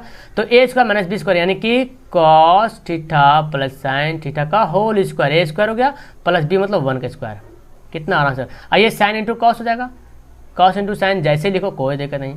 देखो जी अब देखो ए प्लस बी का होल स्क्वायर तोड़ना पड़ेगा आपको, तो कॉस का स्क्वायर, देखो कॉस का स्क्वायर प्लस साइन का स्क्वायर थीटा लिख दो, plus 2ab 2 cos theta into sine theta plus 1, और ये आपका क्या बचा, ये साइन इंटू कॉस बच गया। तो समझो इशारा मेरा, समझो क्या मैं बोल रहा हूँ। अब देखो ये इसको हल करेंगे कितना आएगा, इसको हल करने के बाद 1 आएगा, क्योंकि इसका फॉर्मूला तो 1, और 2 कॉस इंटू साइन, और उधर क्या था 1 था, हमारा यहाँ पे क्या होगा 2, यहाँ पे साइन है ना, साइन इंटू कॉस, ठीक है। तो देखो 1 1 जोड़ेंगे कितना होगा 2 हो जाएगा, 2 प्लस 2 कॉस इंटू साइन, और नीचे कॉस इंटू साइन, तो 2 2 कॉमन ले लो, कॉमन ले लिया, फिर क्या बचा, कॉमन जब ले लेंगे तो यहाँ पर आपको क्या बचेगा, यहाँ पर तो आपको बचेगा कुछ नहीं। ओके, तो यहाँ पे एक मिस्टेक हो गई, ए स्क्वायर माइनस बी स्क्वायर होता था, तो माइनस मैं यहाँ पे प्लस कर दूँ, यही तो मिस्टेक हो गई मेरे से, माइनस यहाँ पे होगा, और ये भी आपको बनेगा माइनस, ये बनेगा माइनस, और ये दोनों हो गया खत्म, तो बचेगा 2, और 2 cos into sine into cos, तो sine into cos sine into cos cut गया, बचा क्या 2। तो यहाँ पे एक मिस्टेक हो गया जो कि मैं गड़बड़ा दिया था, ठीक है। तो आप ध्यान दीजिएगा ऐसा मिस्टेक ना हो, नहीं तो फिर आप भी कंफ्यूज हो जाएंगे, ठीक है। फार्मूला होता है ए स्क्वायर माइनस बी स्क्वायर, तो ए स्क्वायर माइनस बी स्क्वायर कर दिए यहाँ पे, और इसको हल कर दिए, समझ गए अच्छे तरीके से। ओके चलो सवाल नंबर ये देखो, यदि एक वृत्त की परिधि 2 पाई से बढ़ाकर 4 पाई कर दे तो उसका क्षेत्रफल क्या हो जाएगा। तो पहले वृत्त की परिधि पर 2 पाई है, ठीक है, और उसको बढ़ा करके 4 पाई कर दिए, तो पहले वृत्त के परिधि दिया हुआ हमको क्षेत्रफल निकालना पड़ेगा। तो परिधि के फॉर्मूला क्या होता है, वृत्त के पेरीमीटर होता है 2 पाई आर, और यहाँ पे दिया हुआ 2 पाई पहले से, 2 पाई पहले से दिया हुआ है 2 पाई आर, तो 2 पाई क्या हुआ कट गया, तो आर बराबर क्या हुआ 1, तो इसका अगर क्षेत्रफल निकालेंगे तो पाई आर स्क्वायर यानी कि पाई 1 का स्क्वायर, यानी कि पाई सिर्फ आएगा, है ना, 1 का स्क्वायर तो 1 ही होगा। अब इसको बोलते हैं बढ़ा कर 4 पाई कर दे, यानी कि फिर अगर हम निकालते हैं बढ़ाने पर तो 4 पाई बोला 2 पाई आर, तो पाई खत्म, 2 दूना 4, आर बराबर कितना हो गया 2 हो गया। फिर इसका क्षेत्रफल निकालेंगे तो पाई आर स्क्वायर होगा, है ना, वृत्त का क्षेत्रफल तो ही होगा पाई आर स्क्वायर, तो पाई को पाई रहने दो, आर स्क्वायर, आर कितना हमारा 2 है तो 2 का स्क्वायर, तो पाई 2 दूना 4, तो देखो यहाँ पे इसमें पाई आ रहा था, यहाँ पे पाई 4 पाई आ रहा है ना, 4 पाई, तो कितना गुना है, बोलेंगे सर ये तो बहुत ईजी सा है। तो यहाँ पे आपका तो ईजी सा, आपका 33 का जो आंसर बिल्कुल 4 गुना यहाँ पे, है ना, 4 गुना कैसे किए, पहले इस परिधि से हम आर निकालें और उसका क्षेत्रफल निकालें, फिर इस परिधि से आर निकालें और उसका क्षेत्रफल निकालें, तो देख रहे यहाँ पे पाई आ रहा है, यहाँ पे 4 पाई आ रहा, तो कितना गुना है 4 गुना है, जाहिर सी बात है यहाँ पे। ओके सवाल नंबर नेक्स्ट, ये देखो बिंदु बोलता है मूल बिंदु का नियामक क्या होगा, यार सब सवाल हो गया हल, तो ये छोटा सा काहे लाया यहाँ पे। देखो एग्जाम में सवाल हल्का भी आता है, थोड़ा सा भारी भी आता है, मतलब थोड़ा सा आपको थोड़ा टाइम लगने वाला सवाल भी आता है। मूल बिंदु को जानते हैं 0 0 होता है नियामक, तो ऑप्शन हमारा हो गया ऑप्शन बी यहाँ पे राइट आंसर हो गया। ओके, सवाल यहाँ पे देखिए नेक्स्ट है कि x से बराबर -5 का सरल कैसी रेखा होगी। तो x से बराबर दिया हुआ है -5, कितना दिया हुआ है, x से बराबर -5। तो x का जो -5 खींचेंगे तो कैसी होगी, y के समांतर होगी। क्या होगी, y के समांतर होगी। अब देखो आप पूछे सर कैसे होगा y के समांतर, मुझे बताइए। तो देखो ये आपका अगर है x से बराबर -5, चलो माइनस इधर होता है बाएं तरफ, ये 0 है, ये -5 मतलब x है। तो इसको अगर हम खींचा है, हम ऐसे खींचें तो किसके समांतर बना, बोलो जी, y के समांतर बना, है ना। तो हो गया। अगर यही बोलता y बराबर -5 तो फिर हमारा x के समांतर बनता, y बराबर बोलता तो इसको ऐसे करते तो x के समांतर बनता। ओके, क्लियर है ये क्वेश्चन। सवाल नंबर नेक्स्ट 36 सवाल है कि कौन इनमें से कौन सी संख्या घटना की प्रायिकता नहीं हो सकती। ओ, कौन सी है जो प्रायिकता नहीं हो सकती। प्रायिकता जानते हैं 0 से 0 हो सकता है और 0 से बड़ा हो सकता है, 0 से बड़ा हो सकता है, 0 के बराबर, 0 से बड़ा हो सकता है, लेकिन 1 से कभी बड़ा नहीं हो सकता, 1 से छोटा होगा। जब भी होगा तो 1 से बड़ा जो होगा वो नहीं होगा, 1 से छोटा होगा हमेशा। प्रायिकता याद रखना, प्रायिकता जो होगा 1 से छोटा होगा और 1 के बराबर आ सकता है, यानी कि 0 से 1 के बीच प्रायिकता होता है। सिंपल से मेथड में समझे, सिंपल थेड भाषा में समझे कि 0 या 0 से छोटा होगा या 1 या 1 से 0 या 0 से बड़ा होगा या 1 या 1 से छोटा होगा। तो देखो इसको हल करो तो ये तो ऐसे दिख रहा कि 0 छोटा है, ये देखो आगे क्या माइनस में आ गया, माइनस में आ गया मतलब क्या होगा, 0 छोटा नहीं, 0 से छोटा नहीं होना है, 0 से बड़ा होगा। माइनस में आ रहा मतलब 0 से क्या हो रहा, छोटा हो रहा है ना, 0 से क्या हो रहा, छोटा हो रहा। ठीक है, तो ये तो प्रायिकतम है, ये प्रायिकतम नहीं है। सवाल क्या बोल रहा, लो कौन प्रायिकता नहीं हो सकती, तो खैर तो यही हमारा आंसर हो जाएगा। ये देखो ये क्या है, 0 से बड़ा है, ऑप्शन हमारा ये है। ये 15% कैसे करेंगे, 15/100, परसेंट के बदले 100, भाग करो तो पॉइंट में तो आएगा, पॉइंट में आएगा ना, माइनस में तो नहीं आएगा, माइनस मतलब 0 छोटा। तो यहाँ पे जो माइनस में दिया हुआ है यही जो है वो प्रायिकता नहीं हो सकता है। ऑप्शन हमारा बी जो होगा वो राइट आंसर होगा। वाह, ये देखो सवाल, सबसे छोटी भाज्य और सबसे छोटी अभाज्य संख्या का मासा क्या हो सकता है। तो सबसे छोटी भाज्य संख्या कौन है, वो है 2। याद रखिएगा, सबसे छोटी भाज्य संख्या कितना है, वो है 2। ठीक है, और सबसे छोटी अभाज्य संख्या कितना है, 1 है। और मासा बोल रहा तो मासा निकाल लो, 2 एकम 2 ही होगा ना, मासा निकालेंगे तो एचसीएफ निकालेंगे, क्या होगा। ओके, तो यहाँ पे नहीं, ऐसे नहीं होगा, मैं बताऊँ जो गलत हो गया। सबसे छोटी भाज्य संख्या है वो है 4, है ना। भाज्य मतलब बताया था जो एक से कटे, खुद से कटे और किसी और से कटे, उसको बोलते हैं हम भाज्य संख्या। और सबसे छोटी अभाज्य संख्या 2 होता है, तो मैं मिस्टेक कर दिया था। अब इसका एचसीएफ निकालेंगे, यानी कि कॉमन निकालेंगे तो क्या होगा आंसर, बिल्कुल बोलेंगे सर 2 होगा। एचसीएफ निकालेंगे तो अलग से देखो 2 2 यहाँ पे 2, तो 2 × 2 नीचे 2, तो एक तो 2 मिल रहा, कॉमन हो रहा, तो ऑप्शन हमारा बी हो जाएगा। ठीक है, तो याद रखेंगे एक बात को, याद रखेंगे सवाल ऐसे सवाल आ सकता है लेकिन घुमा कर रहेगा। सबसे छोटी भाज्य, सबसे छोटी भाज्य कौन संख्या होती है, 4 होती है। ठीक है, और अभाज्य सबसे छोटी कौन संख्या होती है, और 2 होती है, याद रखिएगा। ठीक है, सवाल नंबर 38 है, बहुत अच्छा सवाल यहाँ पे बोलता है क्या, एक धातु का घन जिसकी भुजा 1 सेंटीमीटर है। घन मतलब क्या समझे, घन है धातु का घन। ओके, खींचकर 4 मिलीमीटर व्यास का एक तार बनाए, क्या बनाया, तार बनाया जाएगा। तो घन मतलब समझते ना, घन, घनाभ जिसको बोलते हैं। ठीक है, घन बना हुआ है इस तरह से, बॉक्स वाला ऐसे बना हुआ, घन बना हुआ है। ठीक है, और तो इसको पिघला दें या खींचकर 4 मिलीमीटर का व्यास का बनाएंगे। तार बनाना है तो तार की लंबाई, तो तार क्या बनेगा, तार बनेगा हमारा बेलन बनेगा। तो हम ऐसा करते हैं, दोनों का आयतन बराबर, जाहिर सी बात जितना आयतन इसका 8 रहा उतना ही आयतन की तार बनेगा। जो भरावट उसमें है, जो भरा हुआ है, दोनों का आयतन क्या है, बराबर है। तो हम इसका भी आयतन निकालेंगे, उसका भी आयतन निकालेंगे और कर देंगे दोनों को बराबर। लेकिन यहाँ पे आपको देखना पड़ेगा कि ये सेंटीमीटर में, ये मिलीमीटर में। आंसर हमारा सेंटीमीटर दिया तो मिलीमीटर को बदलना पड़ेगा सेंटीमीटर में। अब देखो 4 सेंटीमीटर व्यास का एक तार बनाना है, तो यहाँ पे बेलन का व्यास, यानी कि तार बोले तो बेलन, इसका व्यास कितना, 4 मिलीमीटर। मिलीमीटर को पहले तो हम बनाते हैं, पहले सेंटीमीटर बदलने के लिए 4 से क्या करेंगे, भाग करेंगे, तो 0.4 सेंटीमीटर आ गया। अब देखो घन का आयतन क्या था, भुजा क्यूब होता है। घन का आयतन क्या था, भुजा का क्यूब, है ना, भुजा का क्यूब। और ये बेलन है तो बेलन का आयतन क्या होता है, πr² होता है, जानते अच्छे तरीके से। अच्छा, पाई यहाँ पे दिया हुआ, पाई का मान मत बैठाना, देखो ऑप्शन में दे रहा पाई, तो पाई का मान बैठाने की ज़रूरत नहीं है। ठीक है, अब भुजा कितना दिया हुआ इसका, बेलन का 1 दिया हुआ है, तो 1 का क्यूब, पाई का रहने दो ऐसे। आर का कितना दिया, देखो आर 0.4, तो 0.4 का स्क्वायर h। हमको क्या निकालना, h निकालना, सबको भेज दो नीचे। 1 को करेंगे तो 1 का तो 1 ही आएगा, है ना जी, 1 का तो 1 ही आएगा यहाँ पे।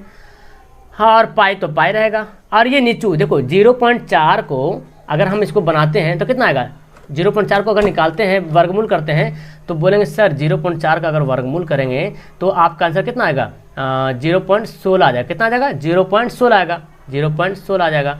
अब देखो पॉइंट काटेंगे तो पॉइंट का वैल्यू ऊपर 1 और 2 अंक है तो 2 जीरो। अब इसको आप काटो, 4 है ना। ओके, तो यहाँ पे एक वर्ड यहाँ पे मिस्टेक क्या कर रहा था हमें, ये जो डी दिया होता है व्यास, हमको त्रिज्या निकालेंगे, इसको आधा भी तो करना पड़ेगा। ले यार, बिल्कुल इसको आधा करना पड़ेगा। तो 4/20 हो गया ना, 4/20। तो हमारा आंसर 4/20 आ गया। अब इसको भाग कर लेते हैं, और नहीं तो आप ऐसा ही रहने देता हूँ। देखो यहाँ पे थोड़ा सा मेरे से भी मिस्टेक हो गया, बस मैं मतलब आपको बता रहा हूँ। थोड़ा सा इसमें गर्मी भी काफ़ी है, इसीलिए दिमाग भी हैंग हो गया मेरा। R² है। देखो एग्जाम नहीं है जो आप 2 घंटा बनाओगे, मैं कोशिश कराऊंगी 1 घंटा के अंदर या 1.5 घंटे के अंदर ये वीडियो खत्म हो जाए। तो मेरे पे ऊपर प्रेशर, इससे थोड़ा सा आगे पीछे हो जाता है, छूट जाता है, मिस्टेक कर याद नहीं रहता, भूल जा रहे हैं। तो आप लोग भी ऐसे कर रहे होंगे मेरे ख्याल से, है ना। 10 देखो मिलीमीटर को 10 से भाग करें सेंटीमीटर बन गया, और त्रिज्या करने के लिए आधा करेंगे तो आधा कर दिए। अब यहाँ पे क्या लिखेंगे, 4/20 गुना 4/20। ओके, और ये हमारा h काटो, 4×5=20, 4×5=20 कितना हो गया, 1 बराबर पाई h और 25a, 25 क्या निकालना हमको निकालना है h निकालना है। तो h चल जाएगा ऊपर, h निकालना हमको है। तो ये 25 1 से गुना हो जाएगा, 25 से कम 25, और पाई गुना के क्या हो जाएगा, भाग बन जाएगा। समझे। तो इस तरह से हमारा आंसर ऑप्शन जो बी होगा वो राइट आंसर होगा। तो कहीं ना कहीं मिस्टेक हम लोग भी कर देते हैं। यहाँ पे कुछ बस खाली यहाँ पे r का वैल्यू निकालना जरूरी था, क्योंकि हम यहाँ पे r बैठा रहे हैं और हम d का वैल्यू बैठा रहे हैं, तो जाहिर सी बात आंसर में आगे पीछे तो होगा ही होगा, है ना। ओके, चलो नेक्स्ट सवाल है 38 हमारा।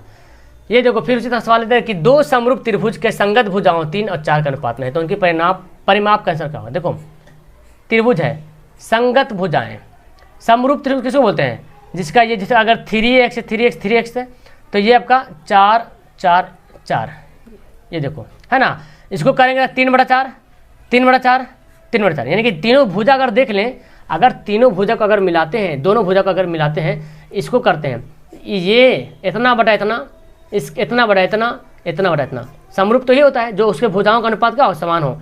तो बोला अनुपात निकालने लिया तो किसी एक को अनुपात का परिमाप, अच्छा परिमाप, तो परिमाप किसको बोलता है, तीनों भुजाओं का जोड़ दो, 3 × 3 × 3, 4 × 4 × 4, तो 3 × 9 9 × 27, 4 × 16 16 × 64 हो गया।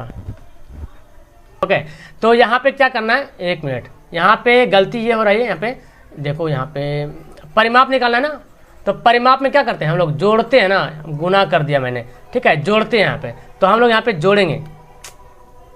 ओके, परिमाप बोला तो परिमाप मतलब क्या होता है, तीनों को जोड़ना है, यानी कि 3 + 3 + 3, और यहाँ पे क्या हो जाएगा, 4 + 4 + 4, है ना। तो ऑप्शन यहाँ पे देखें, 3 3 9, 3 3 3 3 6 6 3 9 4 4 16 4 4 8 4 12 यहाँ पे आ रहा। ओके, तो देखो इसको कैसे बनाएंगे, ये देखो दिया हुआ 2 त्रिभुज दिया हुआ है, फिर से समझ लो इसको। ये 3x जब हमको अनुपात में दिया रहता है तो उसको x मान लेते हैं, ठीक है। ये 4y कर लेंगे। अब इसका अनुपात निकालेंगे तो तीनों को जोड़ेंगे, परिमाप निकालेंगे, 3x + 3x + 3x हो जाएगा, और इसका क्या हो जाएगा, 4x + 4x। अच्छा, अनुपात निकालना है ना, तो यहाँ पे ऐसे नहीं करेंगे, गुना करना पड़ेगा हमको। तो आपसे देखें, इसको ऐसे नहीं बनाएंगे, ये मतलब 2 त्रिभुज इस तरह से है। एक बार फिर से इसको समझ लें, ये आपका 3x मानो, 3z मानो, 3y मानो, और इसको 4x मानो, 4z मानो, 4y मानो, ये तो मिलेगा समान अनुपात में, संगत मिल रहा। तो उनके परिमाप का अनुपात पूछ रहा, तो परिमाप का अनुपात कैसे निकालेंगे, परिमाप क्या होता है, 3 गुना भुजा, है ना, 3 3 मिल रहा है यहाँ पे।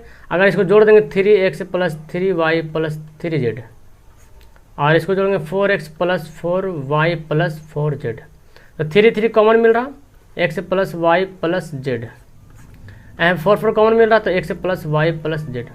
तो देखो ये दोनों क्या हो गया, कट गया, क्या हमारा है 3/4, यानी कि 3:4 आंसर है।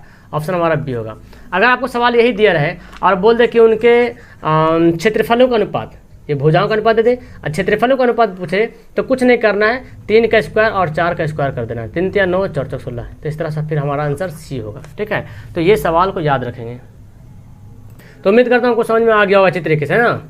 चलो सवाल नंबर नेक्स्ट पढ़ते हैं। ये देखो सवाल है, सवाल बोल रहा कि निम्न कौन जो है कॉस थीटा के बराबर है। कॉस थीटा के कौन बराबर है? Cosec theta. तो कॉसिक थीटा बराबर जानते हैं 1/sin थीटा होता है ना। ये तो इजी वाला सवाल है, 1/sin थीटा। तो डायरेक्ट यहाँ फॉर्मूला दे दिया, ऑप्शन हमारा सी जो होगा वो राइट आंसर होगा। कॉस बाई साइन क्या होता है? कॉट होता है। 1/sec क्या होता है? कॉस होता है। साइन बाई कॉस टेन क्या होता है? टेन होता है। याद रखेंगे इसको। ठीक है, सवाल नंबर 42 देखें कि यदि 2sin थीटा बराबर 1 है तो इसका वैल्यू क्या होगा। तो पहले ये जाने कि sin थीटा बराबर 1/2। ये जो 2 है, 2 इधर चलाएगा नीचे, ये किसका वैल्यू है? यहाँ पे देख हमको थीटा का वैल्यू निकालना है। sin थीटा बराबर क्या आ रहा है? 1/2। तो अच्छा ये जाने आप कि इसका क्या होता है? sin थीटा बराबर क्या होता है? लंब बट्टा कर्ण होता है ना, यानी कि p है और ये h दिया हुआ है, p/h दिया हुआ है। तो हमको क्या निकालना है? b निकालना पड़ेगा। कैसे निकालते हैं? h का स्क्वायर माइनस p का स्क्वायर, ऐसे तो करते हैं। h हमारा 2 है तो 2 का स्क्वायर, p हमारा 1 है तो 1 का स्क्वायर। कितना आ गया? 2 दूना 4 -1, यानी कि कितना गया? √3 आ गया। तो यानी कि b का मान कितना आ गया? √3 आ गया। अब हमको निकालना कॉट। अब इसका देखो 3 × कॉट थीटा। कॉट बराबर क्या होता है? आधार बटा लंब, यानी कि b/p होता है। b/p लिखता हूँ स्क्वायर प्लस 3 × है ये। b कितना हमारा है? √3 आया, और p तो हमारा बेचारा 1 है तो 1 यहाँ पे लिख देंगे। स्क्वायर है तो घेर के लिख देंगे स्क्वायर 3। तो यहाँ पे क्या हो गया? 3 हो गया।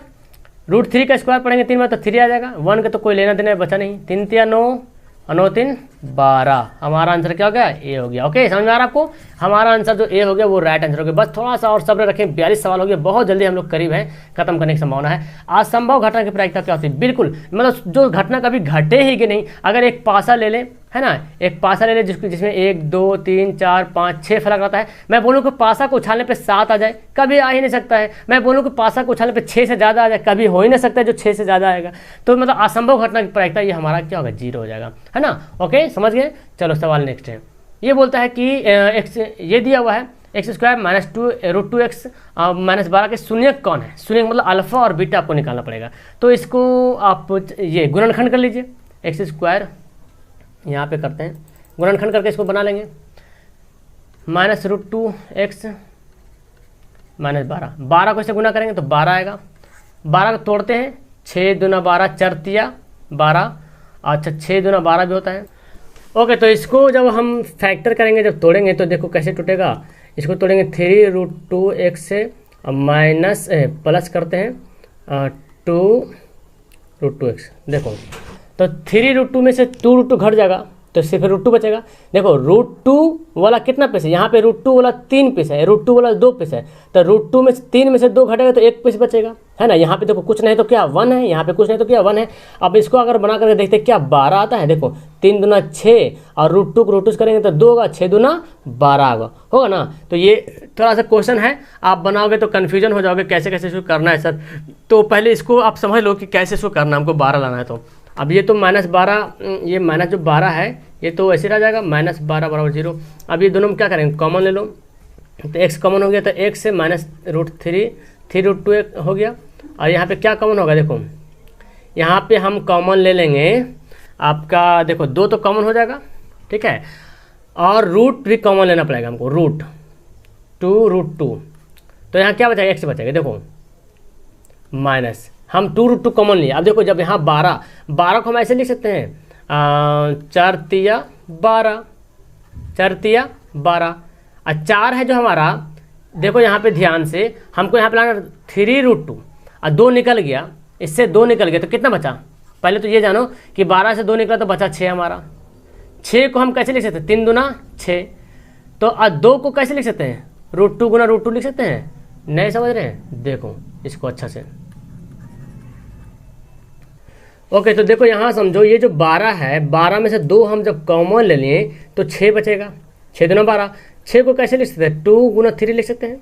और 2 को कैसे लिख सकते हैं? √2 गुना √2 लिख सकते हैं 2 को जी। तो एक √2 बाहर निकल गया तो अंदर में क्या बचा? 3√2 बचेगा ना। तो ये तो हमारा x से बचा है, 3√2 जो कि मिल रहा। अब क्या करते हैं, जब ऐसा रहता है तो इस जो आपका जो ब्रैकेट में है उसको एक जगह कर लेते हैं, और जो बाहर में x से प्लस 2√2 उसको एक जगह कर लेते हैं। ठीक है, अब दोनों को अलग अलग, x से माइनस 3√2 बाई बराबर 0, x से बराबर 3√2 को उधर भेज देंगे तो माइनस जाके क्या बनेगा, प्लस बनेगा 3√2। दिख रहा ऑप्शन में 3√2 प्लस में कोई दिख रहा, तो माइनस में तो एक जगह दिख रहा, प्लस में तो दिख नहीं रहा। ओके, अच्छा ठीक है, नेक्स्ट देख लेते हैं। हो सकता है ये ऑप्शन में मिस्टेक हो। यहाँ पे करते हैं तो x से प्लस 2√2 बराबर 0, x से बराबर क्या होगा, माइनस 2√2। ओके, तो यहाँ पे देख रहे हैं x का वैल्यू आ गया 3√2, एक हमारा एक शून्य की आ रहा और दूसरा शून्य का आ रहा है x से बराबर माइनस 2√2, जो कि ऑप्शन में दिख नहीं रहा है ना। ऑप्शन देखो एक तो आया माइनस में दिख रहा, लेकिन ये प्लस में था, और ये तो खैर 2√2 तो दिख ही नहीं रहा। तो ऑप्शन हमारा क्या होगा, डी जो होगा यहाँ पे राइट आंसर होगा। ठीक है, ऑप्शन नंबर डी जो होगा वो कर। ये सवाल को समझने की कोशिश करें, और है बहुत ईजी सवाल, बस थोड़ा सा यहाँ घिच पिच टाइप का दे दिया है ना। ओके, चलो तो 44 सवाल हो गया, बस बहुत जल्दी खत्म करने वाले। वृत्त की सबसे बड़ी जीवा क्या कहलाती है, बहुत अच्छा सवाल है और बहुत जल्दी इसको बनाते हैं। वृत्त की सबसे बड़ी जीवा, देखो वृत्त होगा, यहाँ से जो व्यास खींचेंगे यही सबसे बड़ी जीवा होते हैं, जो व्यास, चूंकि पॉइंट से बड़ी जीव, वृत्त में सबसे बड़ा जीवा क्या खींच सकते हैं आप, एकदम बीच से खींच सकते हैं, तो बीच वाला जो खींचे उसको क्या नाम है, व्यास ही तो बोलते हैं। ऑप्शन हमारा सी राइट आंसर होगा। ओके, नेक्स्ट है कि 64 पाई सेंटीमीटर स्क्वायर क्षेत्रफल वाले वृत्त का व्यास निकालना है। ये क्षेत्रफल दिया, वृत्त का क्षेत्रफल कितना दिया, 64 पाई सेंटीमीटर स्क्वायर क्षेत्रफल दे दिया, तो व्यास निकालना है। तो चूंकि जानते हैं वृत्त का क्षेत्रफल का फॉर्मूला क्या होता है, पाई आर स्क्वायर, और दिया हुआ भी है वृत्त का क्षेत्रफल कितना दिया, 64 पाई, और यहाँ पाई आर स्क्वायर, तो पाई पाई काट दो, आर स्क्वायर बराबर कितना गया, 64 आ गया। आर निकालना तो क्या करेंगे, 64 का स्क्वायर, मतलब ओवर रूट हो जाएगा, है ना। और ये किसका है, 8 का है, 8 का वर्गमूल, 64 का वर्गमूल 8 है, 8 का स्क्वायर 64 है। आर कितना आ गया, आर हमारा आ गया 8। ओके, तो हमको क्या निकालने बोला, हमको निकालने बोला व्यास, यानी कि डी निकालने बोल रहा। और डी व्यास का क्या होता है, दुगुना होता है, तो 2 गुना 8 यानी कि 8 दूना 16। समझ में आ रहा, ऑप्शन हमारा बी होगा, वो बिल्कुल राइट आंसर होगा। तो सवाल को देखें किस तरह से बना हुआ है। त्रिभुज डी ई एफ, यहाँ पे है 47 सवाल है, और अच्छा सवाल यहाँ पे है। त्रिभुज डी एफ तथा पी क्यू आर में कोण डी कोण क्यू बराबर है, यानी कि दो त्रिभुज है इस तरह से, P Q sorry D E F है ना, D E F P Q R, ठीक है। कोण डी कोण क्यू के बराबर है, कोण डी कोण क्यू के बराबर है, ठीक है। और कोण ई आर कोण ई के बराबर, कोण आर कोण ई के बराबर, तो कौन सा कोण बच गया, तो पी और ई के बराबर रहेगा, पी ई के बराबर। देखो तो 47 का आंसर दिख रहा है, पी और एफ, सॉरी ई नहीं, यहाँ पे क्या क्या दे रहा, ई के बराबर है। एक मिनट, कन्फ्यूजन मत कीजिए, यहाँ पे क्या है ना, देखो ये हमारा एफ था जी, एफ नहीं ई है, एफ है ये, ई यहाँ पे आर ई के बराबर, यानी कि आर इसके बराबर है, तो कौन कौन बच गया, ये एफ बच गया और ये पी बच गया, एफ और पी के बराबर है। समझ रहे सवाल को, नहीं समझे सवाल को, देखो अच्छा समझो। यहाँ पे ये दिया हुआ आपका था, ये दिया हुआ था, ये आपका दिया हुआ था एफ, ठीक है। ये बोलता है कि डी क्यू के बराबर, ये जो डी है ये क्यू के बराबर है, ठीक है। आर है ई के बराबर, आर जो है वो ई के बराबर इधर, तो कौन कौन बच गया, पी बच गया, क्यू के बच गया, तो दोनों आपस में बराबर होगा, पी और एफ।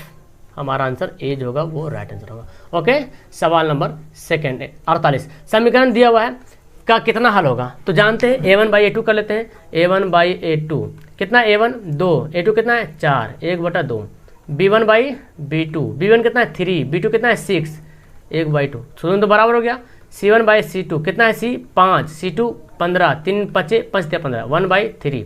तो पहले बार तो बराबर है, आखिर में बराबर नहीं है, तो शुरू में बराबर है और बाद में बराबर नहीं रहे तो क्या करना है, शुरू में बराबर रहेगा और बाद में बराबर नहीं रहेगा।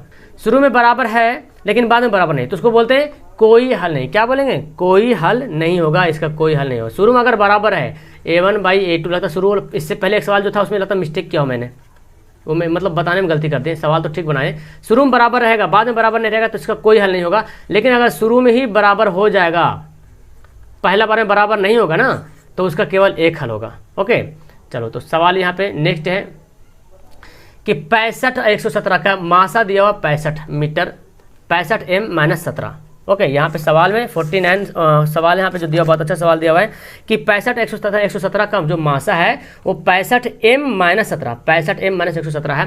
तो m का वैल्यू देखो, मासा दिया हुआ है, ये दोनों का मासा इतना दिया हुआ है, लेकिन रियल में ये दोनों का मासा निकालेंगे तो कैसे निकालेंगे? आप रियल में जब मासा निकालेंगे तो आराम से आप निकाल सकते हो। मासा मतलब क्या समझते हैं? मासा मतलब समझते हैं HCF, है ना, हायर कॉमन फैक्टर HCF। तो यहाँ पे देखो इसका मासा यानी कि 65 का मासा निकालेंगे तो 65 को तोड़ेंगे तो बोलेंगे 13 पचे 65 टूटेगा, और 117 को तोड़ेंगे तो यहाँ पे कितना टूटेगा? 13 तिया 39, 39 तिया, है ना, 13 छक 78, 13 9 17 से, ठीक है। इसे 117 को तोड़ेंगे तो 13 3 3 टूटेगा। तो इसका मासा क्या निकलेगा? इसका मासा निकलेगा 13, जो मिलता है कॉमन वही तो मासा होगा। तो इसका मासा 13 आ रहा, और यहाँ पे दिया हुआ 65m-117। अब इसको घटाओ, बड़ा कर दो यहाँ पे, तो 65 ये 117 को इधर भेजो तो 13 117 माइनस क्या बन जाएगा? प्लस बन जाएगा 65m। 7 3 10 के 0 बाकी 1 1 1 2 1 3 1 2 130, है ना, 130 बराबर 65। 65 दूना कितना होता है? वही तो होता है 65 दूना 130, m बराबर। तो m का वैल्यू यहाँ पे क्या आ रहा है आपका? 49 का जो आंसर देखा जाए तो 49 का आपका आंसर हो गया B 2, है ना, 2 मीटर, ऑप्शन 2, m बराबर 2। ठीक है, समझ गए? ये दोनों का मासा निकालना, मासा जो आएगा इसके बराबर है, क्योंकि ये भी मासा है तो हम इसका भी मासा निकाल के देखें, बराबर किए तो इसको हल किए, फिर हमारा आंसर आ गया। चलो जल्दी से खत्म करते, 50 सवाल पूरा होने वाला है ना। लास्ट टाइम सब लोग मिठाई खिलाना मुझे। 2 10 20 के लासा और मासा का अनुपात बताओ। लासा मासा, तो 2 का लासा कितना हो निकालेंगे? देखो पहले 2 को तोड़ो, तो 2 एक हम 2 ऐसे तोड़ेंगे। 10 का तोड़ो तो 10 को 2 पचे तोड़ेंगे। 20 का तोड़ेंगे तो 2 दूना 4 4 पचे 20। तो यहाँ पे जो लासा एलसीएम निकलेगा वो क्या निकलेगा? देखो सबसे बड़ा जो पावर है ना, 2 रह गया, ये 2 गुना 5 रहेगा, इसको 2 का स्क्वायर आप 5 लिखेंगे, तो 2 2 मिल रहा है, लेकिन सबसे बड़ा वाला पावर को लिखेंगे यहाँ पे, और 5 मिल रहा। कितना बार? यहाँ पे एक बार है ना, आपको यहाँ पे लिखना पड़ेगा 1 बार 5, ठीक है। तो यहाँ पे देख रहे हैं 2 दूना 4, तो इसको क्या होगा? 2 दूना 4 गुना 5। और HCF अगर निकालेंगे तो HCF क्या होता है? जो कॉमन होता है, देखो कॉमन क्या हो रहा है? 2 ही तो कॉमन हो रहा है, सिर्फ 2। अब बोल रहा अनुपात, अनुपात बोले तो 4 गुना 5 बटा 2, ये एलसीएम का HCF का। लासा पहले तो पहले ऊपर लासा लिखेंगे, मासा तो मासा नीचे। 2 दूना 4, 5 दूना 10, नीचे क्या बचा? 1, 10 अनुपात 1 किसके बराबर है? ऑप्शन हमारा 20 का राइट आंसर होगा। ओके, ऑप्शन बी जो होगा वो बिल्कुल राइट आंसर होगा। नेक्स्ट देखो, एकदम बच्चा वाला सवाल आ गया है। ये क्या दे दिया? 51 का भारी भरकम सा सवाल दे दिया। कुछ गड़बड़ होगा इसमें मेरे ख्याल से, 1 मिनट में देखता हूँ। हाँ जी देखो 63, ये जो 0 नहीं है ये आपका डिग्री है, टाइप करने में मिस्टेक हुआ। 63 साइन 63 डिग्री बटा कॉस्ट, तो साइन को चेंज कर दो कॉस्ट में, तो साइन को हम लिख सकते हैं 90 माइनस 27, तब तो 90 में से 27 घटेगा, 63 बचेगा।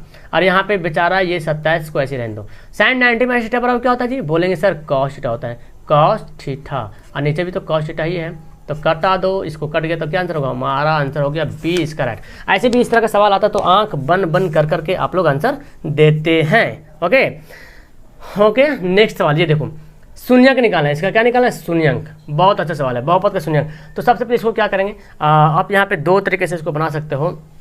देखो ये हमारा बहुपद x square plus 1/6 x minus 2 बराबर 0 कर दो। 6 से इसको गुना करेंगे, या तो 6 एलसीएम ले लो, 6 एलसीएम ले लो, तो 6x स्क्वायर प्लस 1 यानी कि x लिखो माइनस 6 दूना 12 बराबर 0। 6 को इधर गुना करेंगे क्या होगा? 6x square plus x minus 12 0। 6 से इधर गुना करेंगे 0 हो जाएगा। ओके, तो इसको बनाएंगे तो क्या करेंगे, और इससे पहले एक सवाल था शायद, उसमें देखता हूँ कुछ सवाल मिस्टेक लग रहा मुझे, तो फिर उसको सुधारेंगे। ठीक है, इसको तोड़ेंगे तो 12 छक 72 होगा, 12 छक 72, तो 9 8 72 भी होता है, यानी कि 6x square plus 9x minus 8x होगा, माइनस बराबर 0 12 है। तो कॉमन ले लो, 3x कॉमन हो जाएगा, तो 3 दूना 6, 100 तो निकल गया बाहर, हाँ 1 x रहेगा। 1 मिनट सॉरी, कहाँ चला गया? ये है ना, तो 3 दूना 6x, 3 3 9, यह बचेगा माइनस 4 हम निकाले थे बाहर, तो 4 दूना 8x plus minus minus plus, है ना, माइनस माइनस प्लस 4 3 12 बराबर 0। तो एक तो ये ब्रैकेट वाला ये तो खाली बाहर 3x माइनस 4, एक तो क्या बचा 2x प्लस 3 बराबर 0। तो इसको जो बनाएंगे तो 3x माइनस 4 बराबर 0, 3x बराबर क्या होगा 4, x बराबर क्या होगा 4/3, 4/3 आ रहा। x का देखो 4/3 कहीं भी दिख रहा है, 4/3 दिख रहा हमारा एक तो, फिर यहाँ देखो इसको बनाओ, तो इसको बनाएंगे तो क्या होगा 2x बराबर क्या हो, ये प्लस जाकर बनेगा माइनस, और x बराबर -3/2। तो -3/2 4/3 दिख रहा, बिल्कुल दिख रहा है। यहाँ पे ऑप्शन हमारा बी जो होगा वो बिल्कुल राइट आंसर होगा। अच्छा, किसी का सवाल में कुछ सवाल में डाउट लग रहा तो रुकिए, मैं इसको क्लियर कर दूंगा। पिछला सवाल जो मैं पढ़ाया हूँ, समांतर श्रेणी का पूरा 30वां पद क्या होगा? 30वां पद मतलब n 30वां पद पूछ रहा है, यानी कि n हमारा 30 दिया हुआ है ना, और वो Tn निकालना। तो Tn बराबर a + n - 1 इंटू डी। तो Tn हमारा दिया कितना नहीं, वो तो निकालना हमको। a कितना 10 दिया हुआ है, n हमारा दिया 30 - 1 इंटू डी कितना, इसको घटाओ, 7 में से 10 घटाएंगे तो वो कितना -3, याद रखना -3 आएगा। तो 10 ये कितना आ गया 29 -3, 9 + 9 3 27 के साथ बाकी 2 3 6 2 87, घटा दो -77। तो 53 का आंसर हमारा क्या होगा? 53 का आंसर हमारा होगा वो सी होगा, वो राइट आंसर होगा, ऑप्शन हमारा सी। ओके, नेक्स्ट सवाल ये देखो, tan बराबर दे दिया तो कॉसेक का पूछ रहा हूँ। तो tan बराबर क्या जानता है? tan थीटा दे दिया 8/15। tan बराबर क्या होता है? लंब यानी कि p/b, ये होता है लंब बटा आधार होता है tan बराबर। ओके, लंब बटा आधार। तो हमको क्या निकालना? कर्ण निकालना पड़ेगा। कर्ण निकालने के लिए क्या करेंगे? 8 का स्क्वायर प्लस 15 का स्क्वायर, यानी कि लंब का स्क्वायर और आधार का स्क्वायर क्या करेंगे? जोड़ देंगे। तो 8 8 64, 15 का 225, जोड़ो इसको, 5 4 9, 4 2 6 2 8 2, 289 किसका होता है? 17 का होता है। 289 किसका वर्गमूल? 17 का है। अब बोलता है कॉसेक। कॉसेक का फॉर्मूला क्या होता है? कर्ण बटा लंब। क्या होता है? कर्ण बटा लंब, यानी कि h/p। तो h कितना है? कॉसेक बराबर लिखा हूँ h/p। h हमारा है 17 और p कितना है? p तो यहाँ पे दिया था 8, 17/8। 54 का आंसर क्या हो गया? हमारा आंसर जो 54 का ए होगा वो राइट आंसर हो गया। ओके, तो जल्दी से खत्म करें। 55 का देखो, 1 से 100 तक सभी प्राकृतिक संख्याओं का योग। प्राकृतिक संख्या का भी फॉर्मूला लिखे थे n × n + 1/2, ये बताया था मैं प्राकृतिक संख्या को। तो 1 से लेकर 100 तक, तो 100 तक मतलब 100 पीस है, तो n हमारा लिखना पड़ेगा 100 × 100 + 1, यानी कि 101/2। काटो तो 50, यानी कि 50 गुना 100, 50 गुना 101। तो 50 101 को 50 से गुना करो, 0 0 0, 5 एकम 5, 0 5 एकम 5, कितना रहा? 50 50 है ना। ऑप्शन 55 का क्या होगा? ऑप्शन हमारा जो होगा वो बी जो होगा वो राइट आंसर होगा। नेक्स्ट सवाल देखो, डायरेक्ट फॉर्मूला दिया, साइन 90 - थीटा बराबर क्या होता है? बिल्कुल आप बोलेंगे सर कॉस थीटा होता है, हमारा आंसर सी जो होगा वो करेक्ट हमारा आंसर हो जाएगा। ओके, इस सब में सवाल में ज़्यादा टाइम नहीं देना है। ये देखो, कौन परिमेय संख्या है? तो शुरू से एकदम बच्चा वाला सवाल है, कौन परिमेय अपरिमेय पहचानने की संख्या है कि रूट में जो जिसका रूट ना निकले वो अपरिमेय। अब पूछ रहा है क्या परिमेय कौन है? तो ये तो हो गया अपरिमेय, खत्म। ये भी अपरिमेय हो गया, ये भी अपरिमेय। देखो √3 कट जाएगा, क्या बचेगा? 2 बचेगा, यानी कि आंसर हमारा जो सी होगा वो परिमेय संख्या है, और सी हमारा राइट है। फिर वही सवाल आ गया सेक का, तो सेक लिखते हैं। सेक थीटा कितना दिया? 13/12। तो ये फार्मूला याद रखना, लाल का जब कभी भूल जाओ तो याद रखना लाल का था। लाल का मतलब sin cos tan cosec sec cot, ऐसे में बताया था। तो सेक का होता है कर्ण बटा आधार, है ना। तो कर्ण बोले तो h, आधार बोले तो b, और हमको p निकालना है। कैसे निकालेंगे? 13 का स्क्वायर माइनस 12 का स्क्वायर करेंगे, तो 13 13 169 होगा, 12 का 144 हो जाएगा। बिल्कुल सही है। यहाँ पे 169 को 144 से घटाएंगे तो कितना आएगा? 25 आएगा जी। और 25 का कितना होता है? 5 होता है।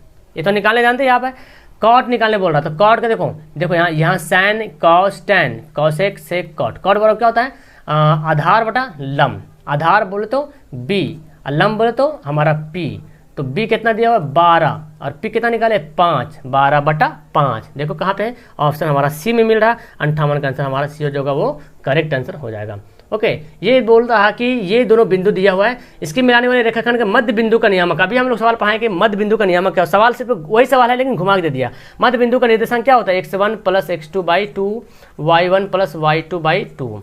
जोड़ दो, x1 3 -3 है तो प्लस माइनस 3 कर दो। देखो ये प्लस फॉर्मूला में प्लस है, यहाँ पे माइनस, तो प्लस माइनस डायरेक्ट कर दूँ। 4 प्लस y कितना? 8/2। तो ये घट गया, 0 हो गया। घट क्या होगा ना? 0, और 0 को 2 से भाग करेंगे 0। 8 4 12/2, 2 6 12, 0 6 है जी, 0 6 है ऑप्शन में, बिल्कुल ऑप्शन में है जी। हाँ जी, ऑप्शन हमारा डी जो होगा वो राइट आंसर होगा। और ये लास्ट सवाल इस क्वेश्चन का, बाकी नीचे तो आंसर भी दिया हुआ है, आंसर हमको सुधारना पड़ेगा। किसी वृत्त पर देखो, जो गाइड में आपका जो क्वेश्चन बैंक दिया हुआ है गाइड में, उसमें आंसर बहुत गलत दिया हुआ है, बहुत गलत आंसर गलत दिया हुआ है। मैं बना रहा हूँ तो देख रहा हूँ बहुत आंसर उसमें गलत दिया हुआ है। किसी वृत्त के बाह्य बिंदु से कितने स्पर्श रेखाएं खींची जा सकते हैं?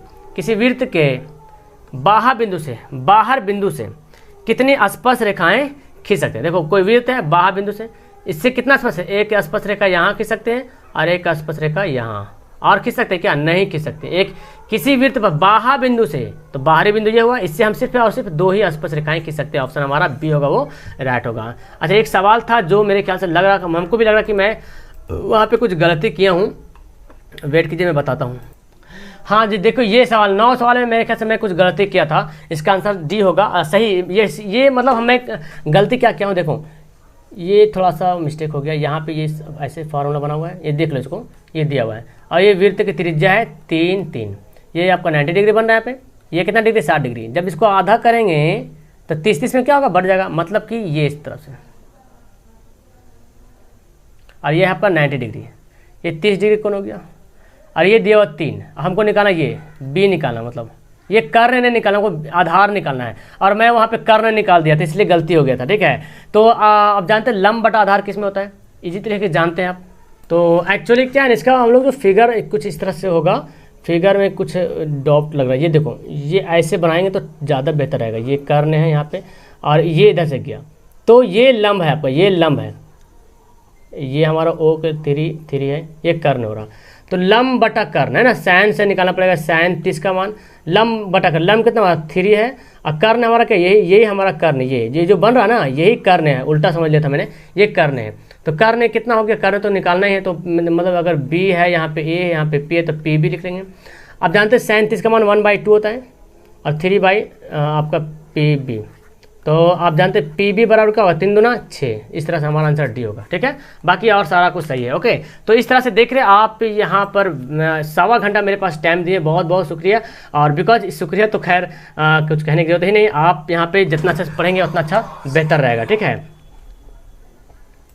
ओके तो 60 सवाल आपका क्लियर हो गया, लेकिन एग्जाम में आपको 85 सवाल बनाना होता है, ठीक। बिहार बोर्ड के लिए ये बता रहा हूँ 50 सवाल, लेकिन और किसी बोर्ड के लिए देखो मैथ क्या है, सभी बोर्ड के लिए बराबर है, बिना मैथ का तो बिना सोल्व किए हुए आंसर नहीं आ पाएगा। तो इसी बहाने से आप लोग भी तैयारी करो और आपका भी यहाँ पे प्रिपरेशन हो जाएगा। बिकॉज ऑब्जेक्टिव बनाते बनाते आपका ये सवाल सब्जेक्टिव में 2 नंबर में सवाल आ सकता है, 3 नंबर में सवाल आ सकता है। जो लॉन्ग जो सवाल मैं बनाया हूँ वो सवाल आपका 2 नंबर 3 नंबर में सवाल आ सकता है, जैसे ये सब सवाल है जो 2 नंबर में सवाल पूछ सकते हैं यहाँ पे। तो बनाने से तो बिना बनाए हो तो कुछ आएगा नहीं, तो इसलिए बनाना जरूरी है। तो ठीक है, मेरे ख्याल से आपको तो अब समझ में आ गया होगा। क्वेश्चन बैंक मैथ का था, 2020 का फर्स्ट शिफ्ट था, लेकिन कौन सा ए था, बी था, सी था, डी था पता नहीं, लेकिन क्वेश्चन आपका वही सवाल था, ठीक है। तो और इसके बाद फिर हम लोग साइंस को पढ़ेंगे, सोशल पढ़ेंगे, जिस तरह से रूटीन है उसकी तरह से पूरा पढ़ना है। और फिर शाम को मतलब ये पढ़ना है सब्जेक्टिव का, मैथ का जो सब्जेक्टिव रहेगा वो मैं आपको बताऊंगा, ठीक है। तो समझ में आपको ओके। तो आपको मेरे ख्याल से ये सब वीडियो बड़ा ही मज़ा आएगा और आपको बहुत कुछ सीखने को मिलेगा, ओके। तो करता हूँ video last. That's all, thank you everyone. जो कंजूसी गिरी के हैं सब कंजूसी खत्म कर दें, लाइक करके जाएं, okay. That's all, thank you everyone, have a nice day.